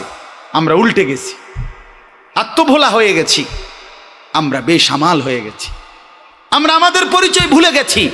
মনে নাই আমি মুসলমান, সব মনে আছে, শুধু মনে নাই আল্লাহর কথা, শুধু মনে নাই মৃত্যুর কথা, শুধু মনে নাই আখিরাতের কথা। ভুলে গেছি শুধু পরকাল, হাহা ভুলে গেছি শুধু জাহান্নাম, ভুলে গেছি শুধু আখিরাত।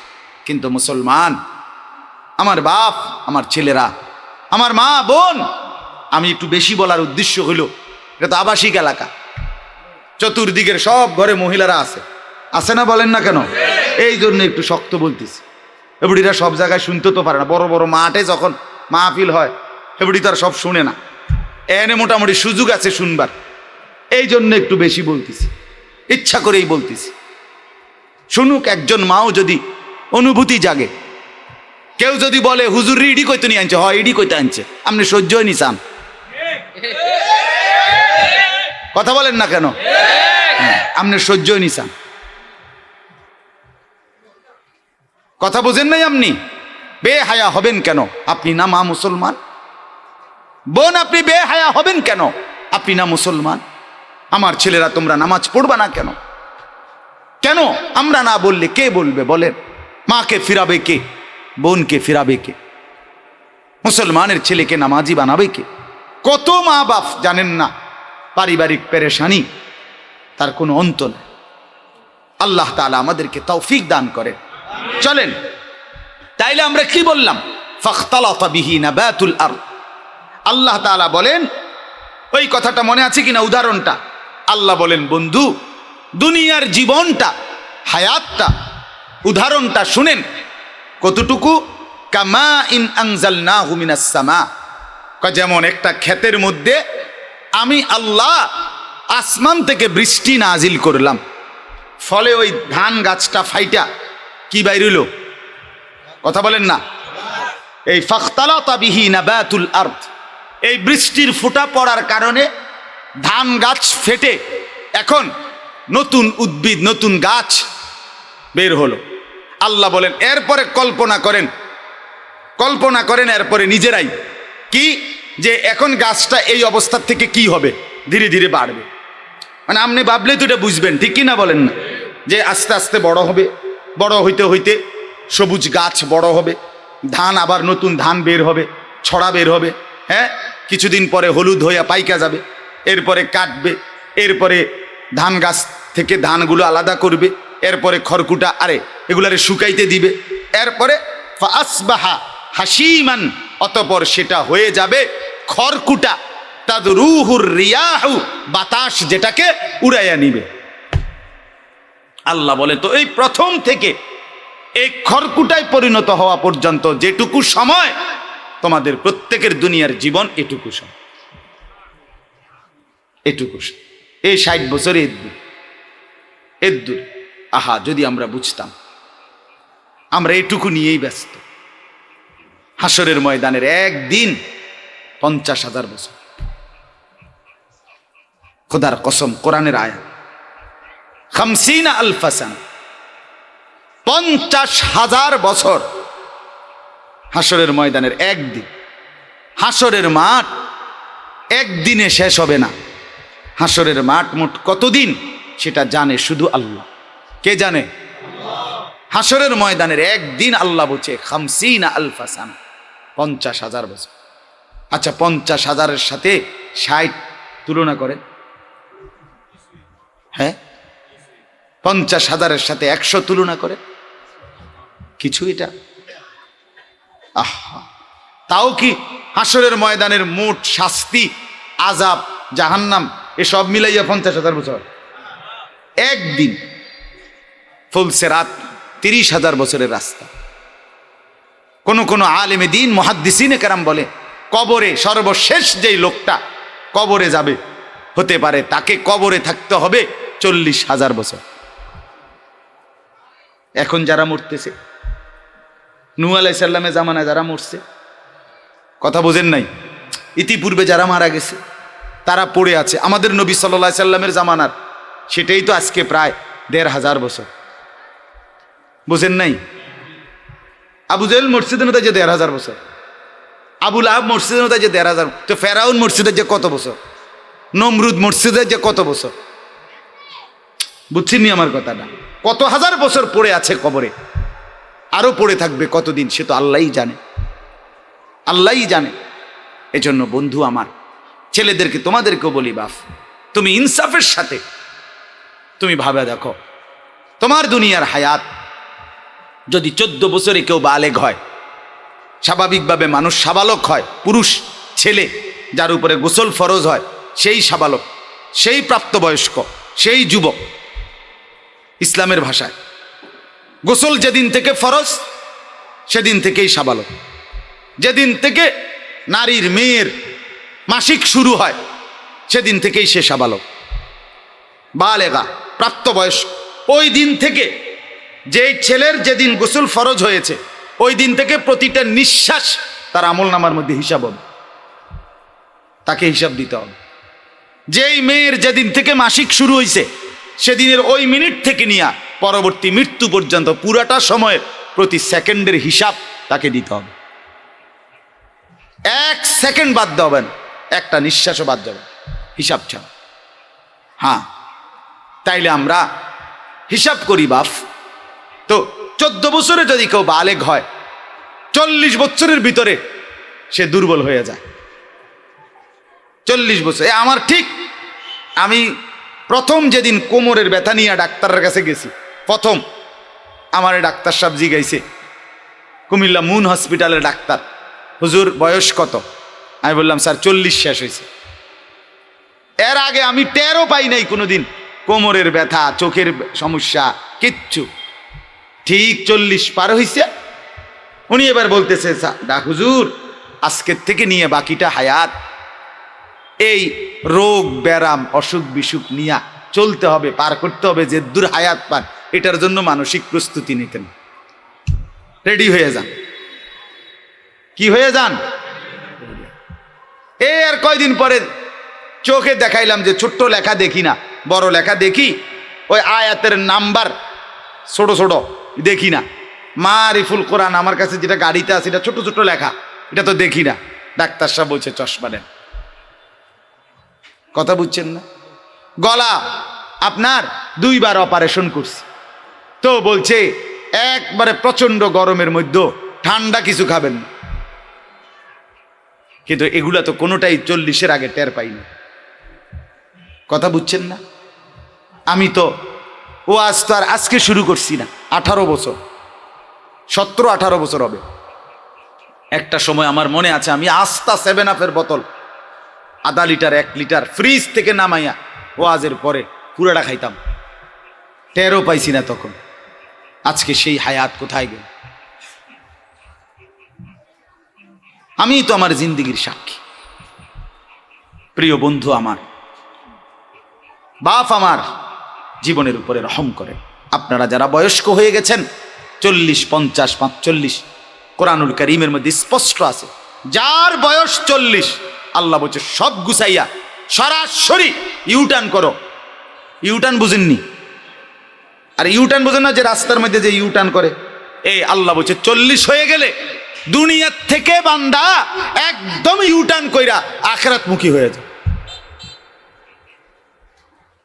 আমি খুলনা একবার বয়ানের পরে এক বয়স এই ৫৫ হবে লোকটার বয়স, এই চাচা আমার খুব ভাল লাগছিল।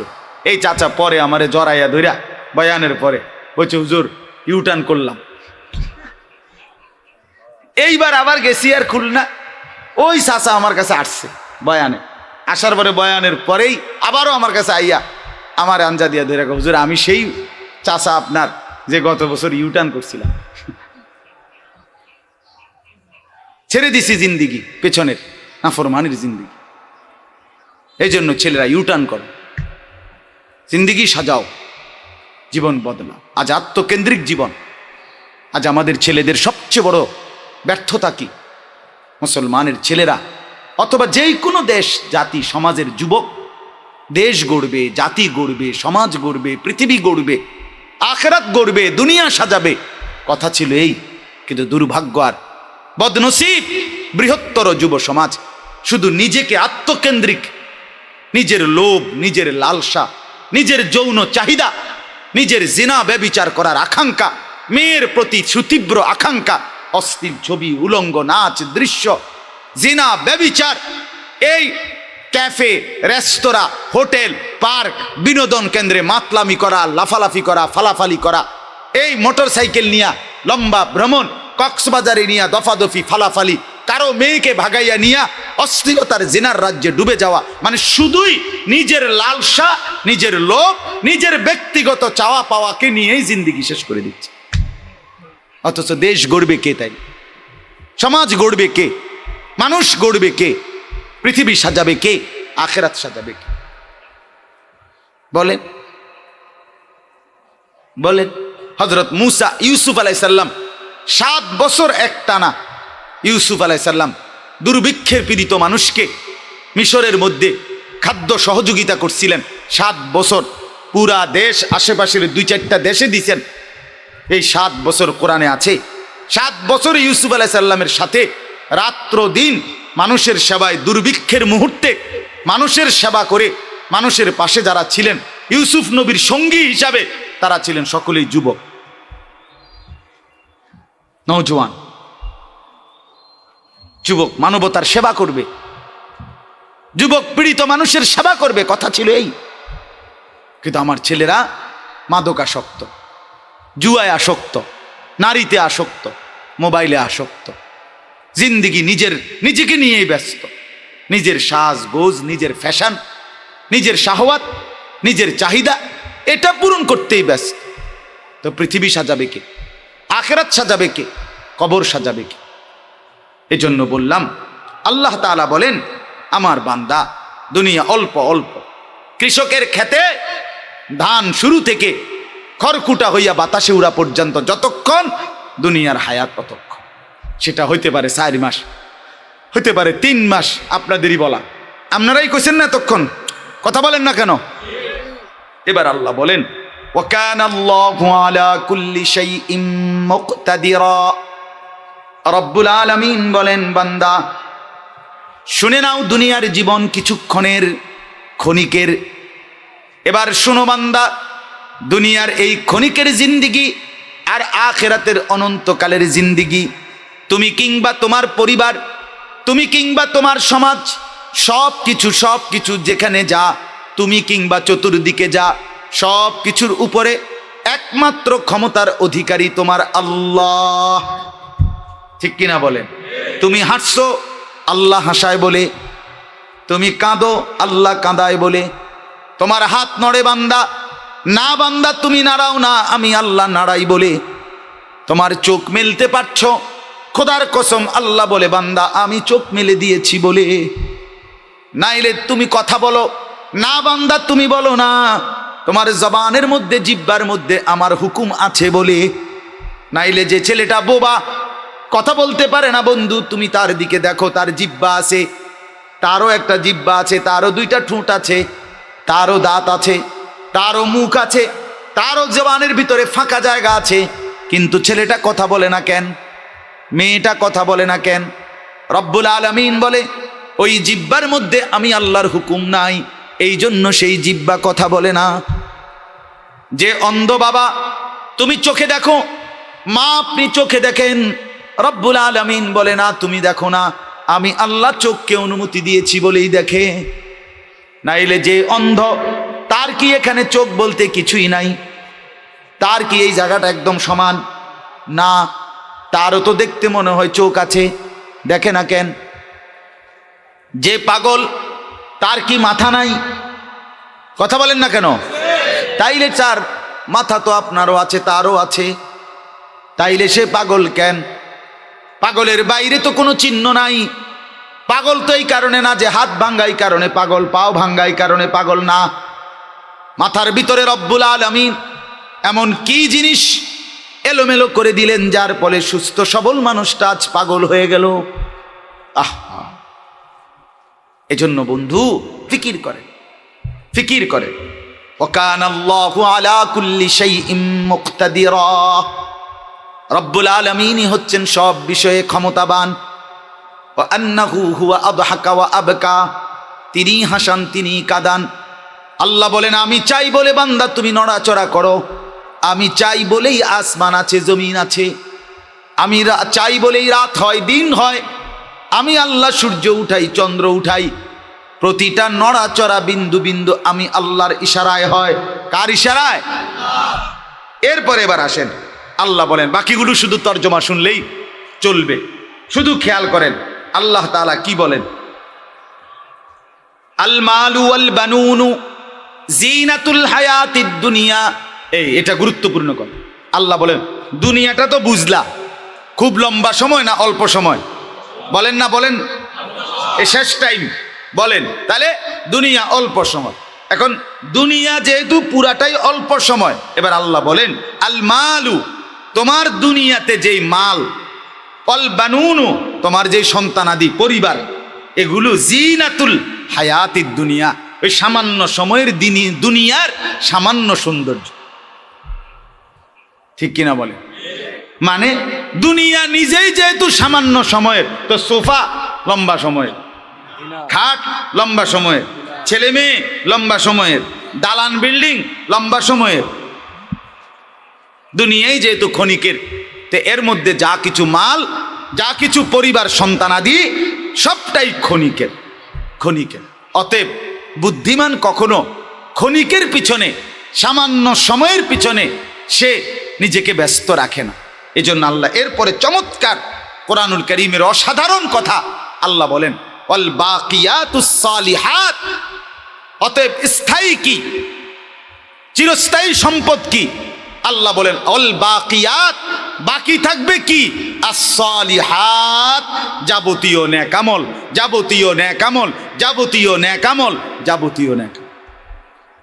দুনিয়া ক্ষণিক, দুনিয়ার সম্পদও ক্ষণিক, দুনিয়ার স্ত্রীও সামান্য, দুনিয়ার ছেলেও সামান্য, দুনিয়ার মেয়েও সামান্য, দুনিয়ার বিল্ডিংও সামান্য, অল্প সময়ের। আর স্থায়ী, চিরস্থায়ী, চিরস্থায়ী এটা হলো নেক আমল। নেক আমল, নেক আমল, নামাজ, রোজা, হজ, যাকাত, জিকির, তেলাওয়াত, দান, সাদকা, আল্লাহর রাস্তায় দ্বীনের মোতাবেক চলা, সুদ ছেড়ে দেওয়া, ঘুষ ছেড়ে দেওয়া, হারাম ছেড়ে দেওয়া, জিনা ছেড়ে দেওয়া, মদ ছেড়ে দেওয়া, জুয়া ছেড়ে দেওয়া, অসভ্যতা ছেড়ে দেওয়া, নোংরামি ছেড়ে দেওয়া, মা বোন বেপরদাগি ছেড়ে দেওয়া, বেহায়াপনা ছেড়ে দেওয়া, অস্থিরতা ছেড়ে দেওয়া। তো আল্লাহ বলেন এটাই স্থায়ী সম্পদ। তুমি একবার বিন নারীর থেকে চোখ নিচের দিকে নামাইবা, আল্লাহ বলেন ওয়াদা দিলাম আমি জান্নাতে পৌঁছায় দেব। একটা সেজদা দিবা, আমি আল্লাহ ওয়াদা দিলাম এই সেজদা তোমারে জান্নাতে পৌঁছায় দেব। এটা শেষ নাই, এটার ক্ষয় নাই।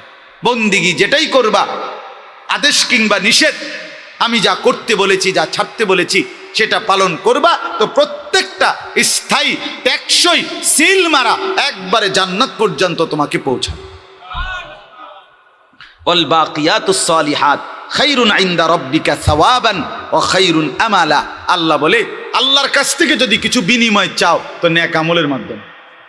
ওয়া খায়রুন আমালা, যদি কোনো স্বপ্ন দেখো, আশা পোষণ করো, যদি আশা করো কিছু প্রতিদানের, তো আল্লাহর কাছ থেকে, তাইলে নেক আমলের মাধ্যমে। নেক আমলের কথাটা বুঝছেন?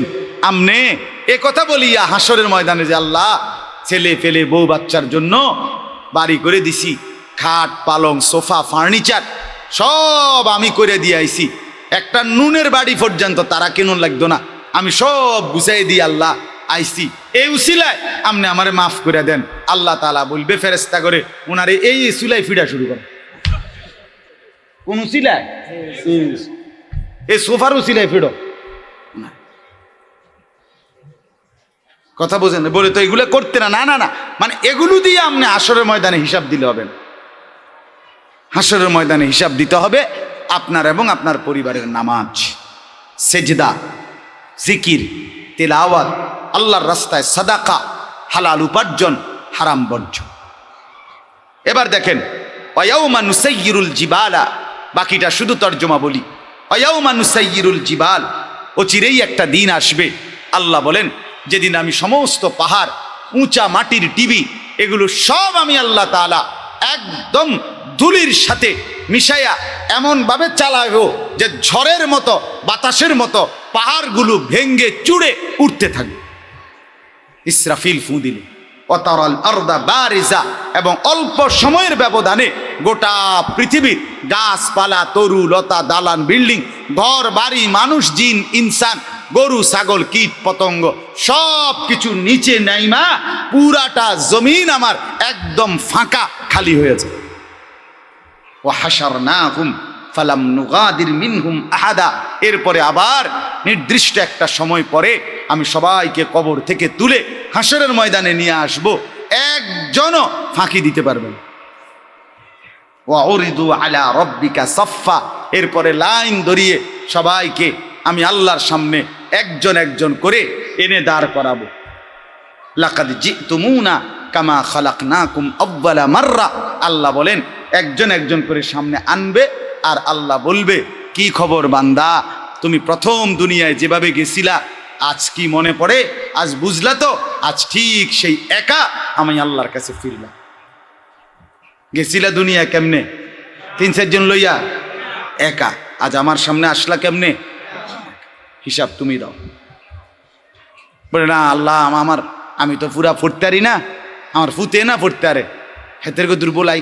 আল্লাহ না, সিস্টেম নেই, সিস্টেম। আমি তো আল্লাহ শিক্ষিত না, আমার বউ শিক্ষিত। এক বেড়ারে কি জানি কইছে, আরে বেড়া কয়ে বেড়া কথা সাবধানে বলিস, আমার বউ কিন্তু চশমা পিনবে, খাইছে, মানে শিক্ষিত। তো সে যদি বলে ফেরেশতা আমি তো বুঝি না, আমার বউ না বুঝে, এবড়ির লগে রাখলে কথাটা বুঝাইতে সুবিধা হইতো। কইতে খাট বানাইলো, সোফা বানাইলো, কেমনে কেমনে টাকাটি মিলাইলো, এটি হেবড়িও জানে, সব আমার মন নাই। ফেরেশতা বলবে না কাকা, সিস্টেম নাই, ফিড আমনে, হেবড়ির ফিডা হেবড়ির আলাদা ফিডে নইব, আমনেরটা আমনের। আমার বড় ফুতে না বিদেশ থেকে টাকা পাঠাইছে, আমি কি বিষয়টা বুঝছিনি, এরুম মার খামু। আল্লাহ ফেরেশতা বলবে আচ্ছা অসুবিধা নাই, না বুঝলেও অন ফিডা লই এলাম, ফিডা লই এলাইতে। ওমা আমি অনেক সময় দেখি ওই যে গাড়ি যে থামায় আমাদের পুলিশে কোনো মামলা টামলা দেখাইলে আমি দিদি বুঝি না, হুজুরি না বুঝলে কি আপনি মামলা তো মামলায়, কথা বলেন না কেন? না বুঝলে কোনো আমি দুটি বুঝি না, আমি কি জানি পুলিশের কত মামলা আমরা জানি, এগুলা তে লেগে বুঝি আপনারা ছেড়ে দিব না। সরি আপনি যেহেতু জানেন না, আইন আমরা লগে এক কাপ চা খান, এটা বলবে এরা না। ঠিক এরকম আপনি জানেন না সেটা কোনো কথা। আল্লাহ তাআলা বলেন বাল জামতুম আল্লান নাজআলা লাকুম মাউইদা, এ কঠিন কথা। আল্লাহ বলে মূল কারণ হলো বান্দা নাফরমান। মনে কি পড়ে? মূলত দুনিয়া এভাবে চলছিলা, চলাফেরার দ্বারা মনে হয়েছিল, তুমি মনে মনে ভাবতা আখেরাত বলতে এরকম একটা হিসাবের দিনে একত্র করা হবে, আনা হবে আমার সামনে, এটাই তুমি ভাবতা না, এটাই তুমি বিশ্বাস করতা না, এটাই ছিল তোমার দিলের অবস্থা। দুনিয়াবাসী না বুঝলে কিছে, আমি বুঝছি না ফরমান, আমি জানি। নাহলে 60 বছর বয়সও 50 বছর পরেও মনে পড়লো না কা? 1 বছর কোনোদিন ফজরের নামাজ পড়লা না, আমার কথা মনে পড়লো না কেন? জীবনভর গালিগালাজ ছাড়া কথা বললা না কেন? 30 বছর বেপরদা চললা, আমার কথা মনে পড়লো না কেন? 30 বছর ঘরের মধ্যে রঙিন টেলিভিশনে নর্তকী নাচে গায় ফুর্তি করে, তুমি কিচ্ছু বললা না। ঘটনাটা কি? মূল কারণ হলো তুমি মনে মনে ভাবদা আখেরাত হবে না, পরকাল হবে না, আল্লাহর সামনে যেতে হবে না। আজ তো দেখলা সত্যি সত্যি হলো কিনা। ওয়াউদি আল কিতাবে, শেষ আয়াত, ওয়াউদি আল কিতাব। আল্লাহ তাআলা বলেন এরপরে আল্লাহ পাকের সামনে আনা হবে, আর না আল্লাহ নিজে ফেরেশতার মাধ্যমে তার আমল নামা তার সামনে দেয়া হবে। ধরো পড়ো, আল্লাহ বলে দেখো বান্দা দেখো, ওয়াউদি আল কিতাব, তার সামনে তার আমল নামার কিতাব পেশ করা হবে, রাখা হবে। পড়ো। ওই যে না আমি তো মাদ্রাসায় পড়ি নাই, না পারিবা পড়তে পারবা, তুমি চাও। আল্লাহ বলবেন অসুবিধা নেই, তুই মাদ্রাসাত ফরম লাগে না। বুঝো না কথাটা? আমল নামা পড়ার জন্য কি জরুরি না? কথা বলেন না কেন? মাদ্রাসায় পড়া। মজার বিষয় হলো চোখ বন্ধ হইলেই, একটা কথা মনে রাখবেন, আমরা যখন মৃত্যুবরণ করি আর কি, মানুষের চোখ বন্ধ হইলে মালাকুল মউত আজরাইল যখনই রূহ নেয়, এরপরের থেকে বাকি সবটা পুরাটা অংশ যেই কোনো বান্দা যেই দেশের হোক, চিটাঙ্গে হোক, সিলেটে হোক, ঢাকা হোক, বাংলাদেশের হোক, চীনের হোক, জাপানের হোক, অটোমেটিকলি চোখ বন্ধ হইলেই, রুহু গেলেই কথাবার্তায় সবটা আরবি হয়ে যাবে অটোমেটিক। মানে এই সাইড পুরোটাই মাদ্রাসা, হ্যাঁ না স্কুল নাই একার। বুঝেন নাই কথা? মানে সব কথা কি হয়ে যাবে? আরবি, সবাই অটোমেটিক। এই জন্য কবরে সবাই প্রশ্ন করবে আরবিতে, মান রব্বুকা, এনে কোনো তর্জমা হইতো না, এইটা দিয়ে উত্তর দিতে হবে। হ্যাঁ সে বুঝবে। এখন না আরবিটা বোঝেন নাই কেউ হয়তো, যে মান রব্বুক, কিন্তু ওইখানে সে বুঝবে আমার কি কইছে। কথা বুঝছেন না? এই জন্য আল্লাহ বলেন তোমার কিতাব তুমি দেখো, ফাতারাল মুজরিমিনা মুশফিকিনা মিম্মা ফি। আল্লাহ বলেন নাফরমান নিজের আমল নামা উল্টাবে আর দেখে পুরা দেহ কাঁপতে থাকে। মুশফিকিন, এক এক পৃষ্ঠা উল্টাবে আর কাঁপতে থাকবে আর বলবে ইয়াকুলুনা ইয়া ওয়াইলাতানা, আল্লাহকে বলবে আল্লাহ আমার কপাল তো ভারী মন্দ, মালি হাজাল কিতাব, এটা কেমন আমল নামা আমার দেখাইলেন, লা ইউগাদিরু সাগীরাতান ওয়ালা কাবীরাতান ইল্লা আহসাহা। আয় আল্লাহ এখানে দেখছি আমার জিন্দিগির ছোট কিংবা বড় এক সেকেন্ড গোপন নাই, সব লেখা। ওয়াজাদু মা আমিলু হাদিরা ওয়ালা ইয়াজলিমু রাব্বুকা আহাদা। আল্লাহ বলে বান্দা তোমার জীবনের সবটা একেবারে হাসি কান্না, আনন্দ বেদনা, আচরণ উচ্চারণ, রাত দিন, সকাল দুপুর, একাকী প্রকাশ্য, গভীর রাত দিনের আলো, ঘরে কিংবা বাইরে, হাসতে কিংবা কাঁদতে, ইচ্ছা করে কিংবা তামাশা করে, এমনে এমনে কিংবা ফালতু করে, যেমনে যেটা করছো বলছো, খোদার কসম তুমি আমল নামার মধ্যে লিখিত পাবা, দেখতে পাবা। ওয়ালা ইয়াজলিমু রাব্বুকা আহাদা, তোমার রব এক বিন্দু জুলুম করবে না। তোমারে বুঝ করাইয়া, তোমার মাধ্যমে যোগফল বের করাইয়া, রেজাল্ট করাইয়া, এরপরে তোমারে ফিডা দিবে। তুমি মিলাও, তুমি মিলাও, সেজদা কতটা, চুরি কতটা, হালাল টাকা কত, হারাম টাকা কত, তোমার স্ত্রীর পর্দা আছে কদ্দুর, বেপর্দা কদ্দুর, তোমার ছেলেটার নামাজ কদ্দুর, বেনামাজি কদ্দুর, মিলাও, তুমি গুনো, মিল্লা যোগফল বের করো, বের করে এবার তুমি কও তোমার কপালে ফিডা নাকি শাস্তি নাকি শান্তি, জান্নাত তুমি বের করো। কাফা বিনাফসিকাল ইয়াউমা আলাইকা হাসিবা। আল্লাহ বলে আজ তোমার হিসাবের জন্য তুমি যথেষ্ট। আমার বাপ, আপনাদেরকে এতগুলো কথা এতক্ষণ ধরে বলার মাকসাদ কি এবার বলেন? মাকসাদ এটা দুনিয়া বাদ দেওয়া না, আবারও বলছি আখিরাত মনে করায় দাও। কথা বলেন কি? দুনিয়া বাদ দেওয়া না। দুনিয়া কি না? ইসলাম সন্ন্যাসীর ধর্ম না, ইসলাম বৈরাগ্যের ধর্ম না। ইসলাম সব কিছু ছেড়ে দিয়ে, দুনিয়া ছেড়ে দিয়ে, বিবি বাচ্চা ছেড়ে দিয়ে, মাল সম্পদ চাকরি ব্যবসা বাদ দিতে বলে নাই, শুধু বলছে আল্লাহকে বাদ না দিতে, আখিরাত বাদ না দিতে। এটাই কথা। আজ আমরা দুনিয়া নিয়ে বেশি কাড়াকাড়ি শুরু করছি, বেশি কাড়াকাড়ি, বেশি কাড়াকাড়ি, পাগল হয়ে গেছে। পাগল হয়ে গেল, সিররা বিররা খাওয়ানোর লেগে আমরা অস্থির হয়ে গেল। আহা, আফসোসের ব্যাপার। মনে হয় যেন আল্লাহ তাআলা কোরআনুল কারীমের মধ্যে বলছে, ইজা কিলা লাকুম ইনফিরু ফি সাবিলিল্লাহ, তোমাদেরকে বলা হয় আল্লাহর রাস্তায় দ্বীনের পথে বের হও, ইসসাকালতুম ইলাল আরদ, তোমরা মাটি শক্ত করে আঁকড়াইয়া ধরো, যাইতাম না। আরাদিতুম বিল হায়াতিদ দুনিয়া, আল্লাহ বলেন তাহলে কি আমার বান্দা দুনিয়ার এই জীবন পেয়েই খুশি হয়ে গেলা? খুশি হয়ে গেলা? আখিরাত থেকে এটা কি পেয়ে তৃপ্ত হয়ে গেলা? তাহলে তুমি মুসলমান কেমন? আরে বেঈমানের না কথা, এটা কাফেরের কথা। দুনিয়া পেয়েই খুশি, আখিরাত তো মুমিনের জন্য, ইমানদারের জন্য। এজন্য দয়া করে আজকের এই মাদ্রাসা আপনাদের পাশে, আপনাদের মহল্লায় আপনারা দ্বীনকে ভালোবাসেন, আখিরাতকে ভালোবাসেন, পরকালকে ভালোবাসেন। ছেলেকে দ্বীন শেখান, মেয়েকে দ্বীন শেখান, বিবিকে দ্বীনের পথে চালান, নিজের স্ত্রী সন্তান নিজের সহ নামাজে অভ্যস্ত হন। আমরা হাজার বছর একই কথাই বলবো, ওলামায়ে কেরামের এই কথা, পছন্দ হইলেও এগুলো, পছন্দ না হইলেও এগুলো, আর স্বাভাবিক কথা এটাই কথা। আখিরাতকে বাদ দিয়ে আমরা মুসলমান, আমাদের জীবন ভালো হবে না, আমাদের জীবন, দুশ্মন আমাদেরকে ছাড়বে না। কোনো কাফের বেঈমানের কাছে আমাদের কোনো নিরাপত্তা, সহযোগিতা, সহমর্মিতা আসলেই নাই, আসলেই নাই। এই যে গোটা ফিলিস্তিনের মধ্যে ইসরায়েল আগুন জ্বলতেছে, মুসলমান শহীদ হচ্ছে, গোটা পৃথিবীতে কোনো সমাধান নাই, এটা কোনো সমাধান নেই। রোহিঙ্গা মুসলমানদের উল্লেখযোগ্য কোনো সমাধান নেই। কেন? আপনার মুসলমান, মুসলমান যদি না হতো আরো আগে সমাধান হয়ে যেত, আন্তর্জাতিক বিশ্ব সমাধান করে ফেলত। যেখানেই মুসলমান সেখানেই সমাধান হয় না।